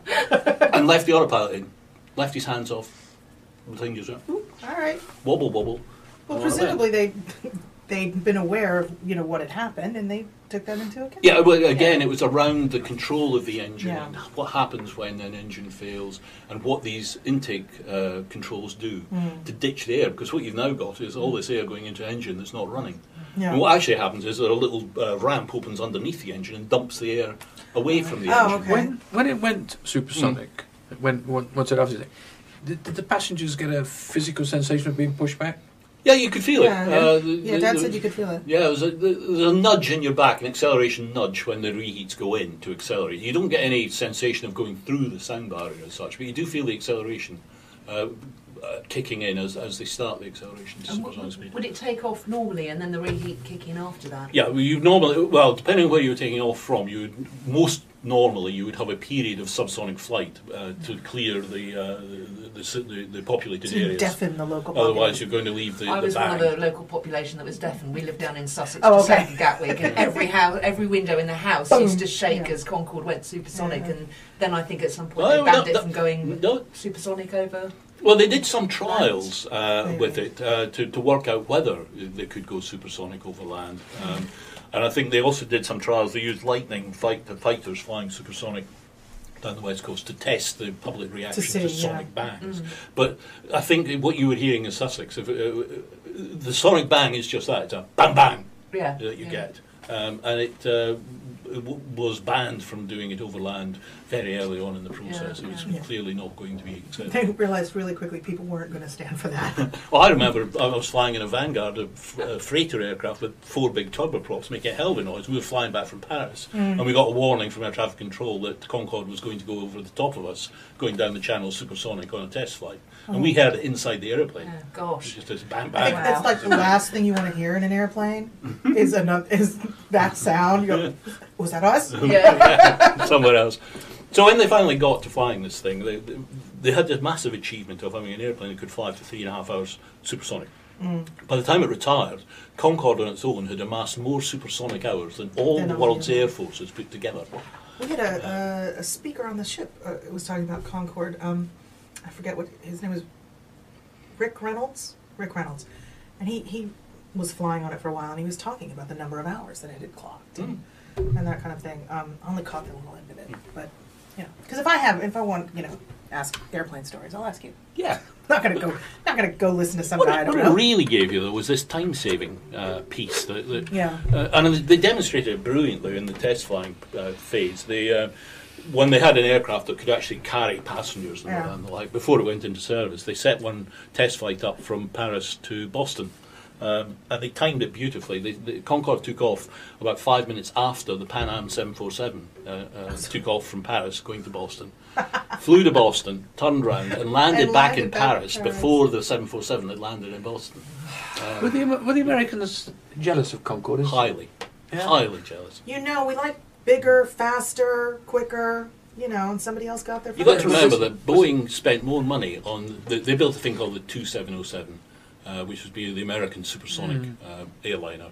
And they only ever got it to the mock-up stage. That was as far as they got. And they still spent more money on the 2707 than us and the French spent on Concorde. I'm sorry. Going back to American jealousy in aviation, is that the root thing with Bombardier as well? No, that's just a straight trade fight. I mean, Yeah. Boeing see the opportunity to try and put Bombardier out of business Yeah. before they become a challenge to them. At the moment, that aircraft that the complaint is about is smaller than anything Boeing built. Yeah. Boeing didn't actually offer an aircraft for No. the Delta order that is subject to of the inquiry. And is that a trump card that we've played with? Well, you can keep Is that a your trump card with a capital T? Yes. That we've played with. You can keep your military stuff, Mr. Boeing. No, I don't think so. We don't have much option but to buy those Boeing airplanes. I mean, So we're not going to. I can't see it. I mean, Well, forget this wee business. The Irish aren't going to win. Sorry, back to Concorde. Yeah. where was I? I was actually, strange enough, I saw the very first commercial takeoff from Heathrow, the one that went to Bahrain. I was standing at the side of the runway watching that, and I stood at the side of the runway 30 years later and watched the very last one fly off to Bristol.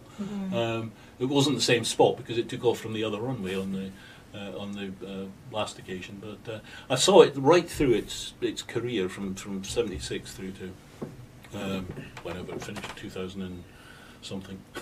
Can't remember. When did it finish? Was it that late? It's I don't think it was It's about that 7 late. years ago. The No, last it got into the 2000. Well, into the 2000. Oh. 2007. Yeah, no, yes, it did. There's been a recent because they showed you on BBC South the other day the final flight over Bristol, so it must have been an anniversary. We used to see it over here quite often because it was based at Fairford for a while. Did a lot of the test flying out of Fairford. In fact, they nearly broke one on a test flight out of Fairford. They were pulling a turn, and when they lowered the undercarriage in the turn, there was a piece of metal gave way, and they ended up with one wheel flapping in the It wind. was Basically, retired in November 2003. 3. 2003. And did the Paris accident just accelerate the demise of it, or was it finished anyway? Well, what really finished it was that BAC and Sud Aviation, or whatever were called by the time it finished. Both the French and British parent companies, if you like, withdrew their support of the aircraft. And that was it's a bit like when the Vulcan retired. They realised that they had lost the skills to offer the ongoing support. So that the people who built it had retired, the people who designed it had retired and were mainly dead. And when faults came up or things started to happen on the airplane because it had flown a large number of hours, and as those faults started to emerge, both the parent companies felt exposed, shall we say, in terms of offering substantial technical advice on how to continue to operate the aeroplane. So they withdrew their support. As a result, I think BA and Air France were left with no choice but to withdraw it from service. Did it not occur to at least the business heads, I'm sure it occurred to the engineers, because generally these things do, that at some point that knowledge was going to be needed. Like you must pass it on because people retire and they die. Yeah, you can pass on some things. Was it just absolutely financially not viable? No, it wasn't so much the ability to change an engine on it or something like that. It was when it got to the point of a crack appearing in a piece of the structure that had never cracked before. You find the crack, but then you think, well, what's the repair look like, and what impact is that repair plan going to have on the rest of the structure? You then would normally go back to the people who designed the structure and say, if we change that, what will happen to this?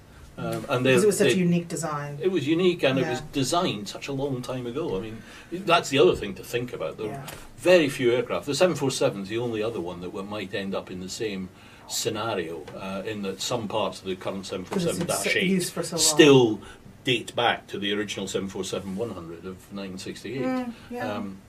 So the accident in Paris just... The accident probably accelerated it. that process in the minds of the companies involved. But it did, you must remember, get back into successful passenger operation after the accident. Yes. The Kevlar linings had some impact on the range of the aircraft, but I think it was more a confidence failure to some extent within both the airlines and to a large extent within both the manufacturers as to what would happen, what might happen in the future. They didn't just look at Continental Airlines and go, "You did this." Still not clear whether it was really I thought it was Continental really a bit from a Continental plane, wasn't it? There was a bit of material which was found on the runway, which is believed may well have caused the cut in the tyre. Right. There was never absolutely cast iron proof it came off the Continental aircraft because it was part of an unauthorised repair. Right, that it had been bodged. Instead of bolted, they glued it or something. And I think, exactly that. So the piece of metal itself cut the tyre. Remember, children, where it came don't from, bodge. Exactly. But at the end of the day, a cut tyre should never have caused an accident like that to happen. So you then had a sequence of things happen. The aircraft was at its maximum weight. Some people say it was over its maximum weight. It was needing all the runway that was available. There was various issues around what decisions were made during the takeoff. Just a perfect storm of facts came together. The piece of tyre hit the one bit of the wing that was weak enough, the inspection panel was weak enough to break. That started a pool of fuel coming out, pouring out of the wing. Nobody has yet explained exactly what ignited that fuel. I just remember hearing about it when it happened. And, everyone was like, what? Yeah, it can't happen. And the sort of people that flew Concorde, the dynamics of that changed, it didn't as well? Not really. I think maybe the film stars and People who businessmen. thought they genuinely were in a rush. film stars and businessmen were certainly there from the very start. And the And my father is not a film star. the So piece that probably changed as it went on was to try to appeal more to the general public. Here's something you can do as a special treat.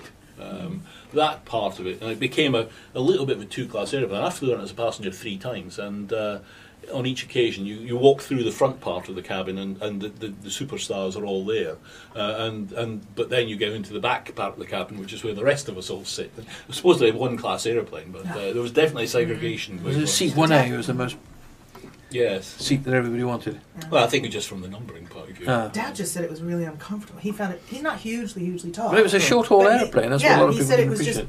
He did not find it comfortable. The cabin is small, and in the later days it was refurbished several times to try and improve the appearance and of the cabin and the comfort of the cabin. But you had to bear in mind, as Peter says, it was a short-haul airplane, maximum duration of 3 and a bit hours. Yeah.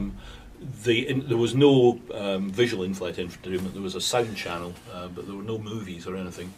You didn't have time to watch a movie. Yeah, no. So what you would do in this day and age would probably look Read a a bit book. different. Well, no, you probably would equip it with some sort of iPad backed piece. Yeah. But the problem again was that weight on the airplane was so critical that everything had to justify its presence on the aircraft in terms of weight. I mean, given that technology has now moved on and computers are becoming still smaller and so on, I mean, can you see a Concorde Mark II? I mean, it might not be Concorde, but can you see supersonic travel ever coming back? I guess it will do eventually, but it's difficult to see in my lifetime how it will happen. There are 2 or 3 schemes around at the moment for large business jets that would be supersonic.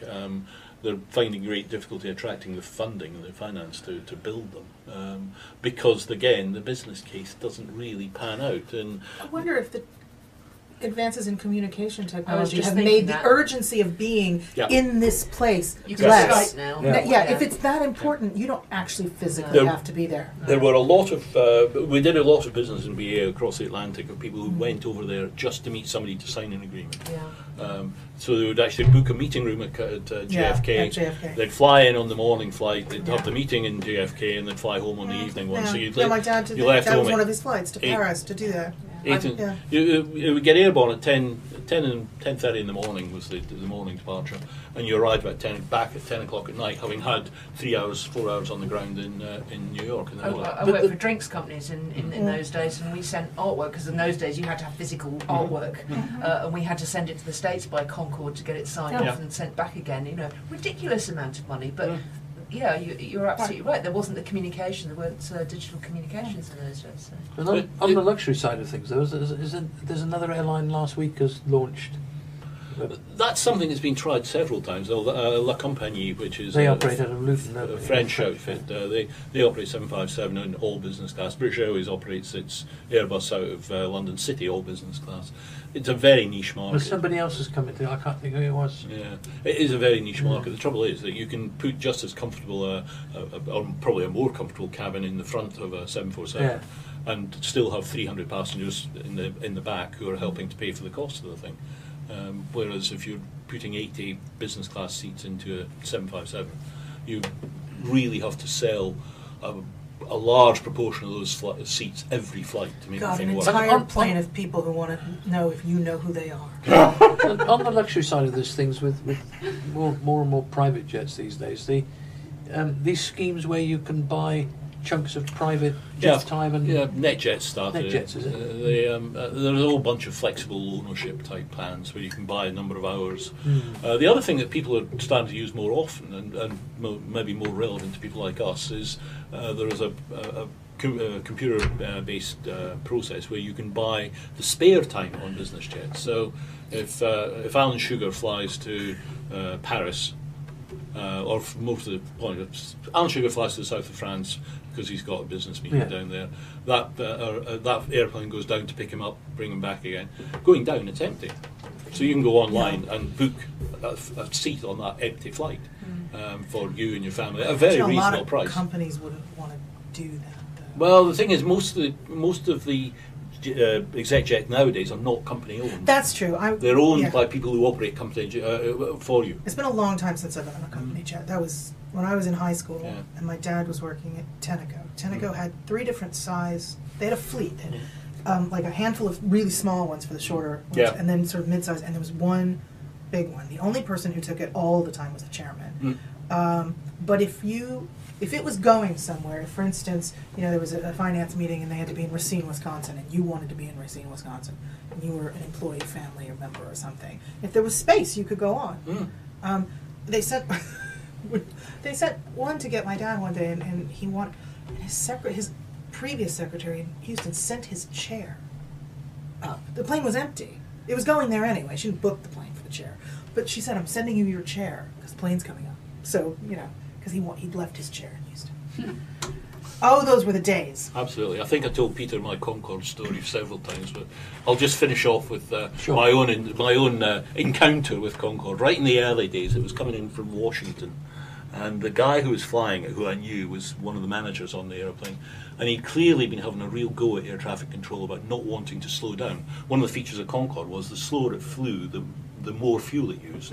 So he'd been really winding air traffic control up about not wanting to slow down, mustn't slow down, keep up high speed. And we were coming up in a Vanguard, which is a big 4-engine freighter aircraft with 4 propellers on it. One of the things was, with having no passengers on board, you could fly it in a way that probably wouldn't get away with flying an airplane with a few hundred people down the back. But also, because it had these big propellers, it could keep up a reasonable speed till a very late stage and then slow down very quickly. So they took Concorde off and they put him on a different frequency from us.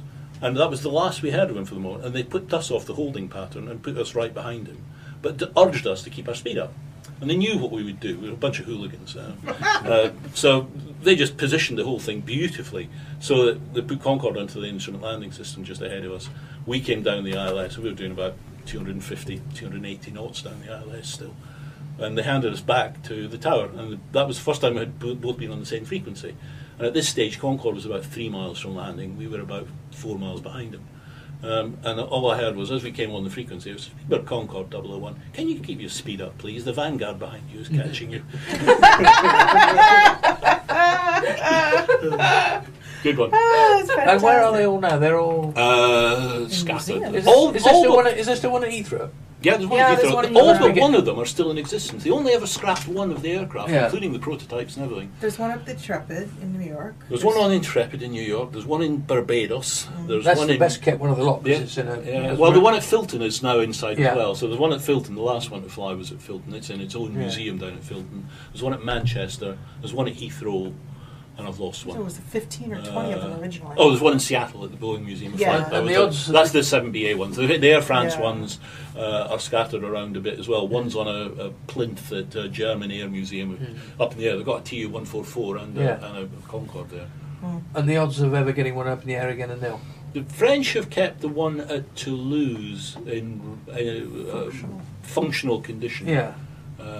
But I would have said, certainly not the BA ones, but I would have said, it cost a bloody fortune, and we just don't probably have the skills. There's the prototypes at Duxford, isn't it? There are 3 prototypes. One of them, the original prototype, 001, sorry, the British Airways the BAC 002 is at Yeovilton. The second British prototype's at Duxford, and the third one is at Brooklands. How close did you come to ever flying it? I got the offer to go on it, but it would have been a career disaster, to be honest. I got the offer to go on it as a co-pilot, but you were frozen on it because of the training cost. You had to do 7 years on it as a co-pilot before you could go anywhere else, including taking a command. And I was about 3 years away from my command when I got to that point, so I turned down the opportunity to do so. Don't blame you. I was talking to earlier on the 2 guys that used to live in our village who were stewards on it. Who are now coming close to retirement. They both live in Shotswell, and and I was saying, they said, how the mighty have fallen. Flew around the world on Concorde, and now we're flogging Marks and Spencer sandwiches on short-haul aeroplanes. True enough. So, cheap flights, always going to be with us? Yes, well, I think that is definitely the case. I was just chatting to somebody about it. The model that Ryanair have created and EasyJet are using as well is such that even were those two to go out of business for some reason, there are so many new entrants into the marketplace It's just the pursuing expectation that exists. business model. You've got Norwegian in there, you've got Vueling in there, you've got Wizz Air, there are a whole bunch of them there. So yes, I think they are probably with us for the foreseeable future. What will happen in long-haul flying is a different question. Whether it will ever extend into long-haul, I think still is an open question. Brilliant. Well, thanks for that. Thanks for your input. Thanks, Deborah, for coming back from the cruise. for the last 3 hours. Emma, I hope you've enjoyed yourself again, and we'll see you next month.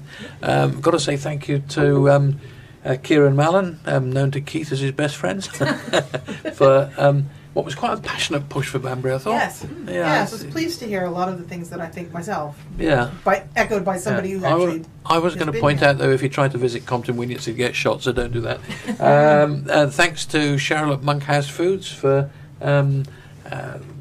giving David, well, thanks to David Sheppy, I suppose, for everything he's done. But thanks, everybody. Speak to you next week.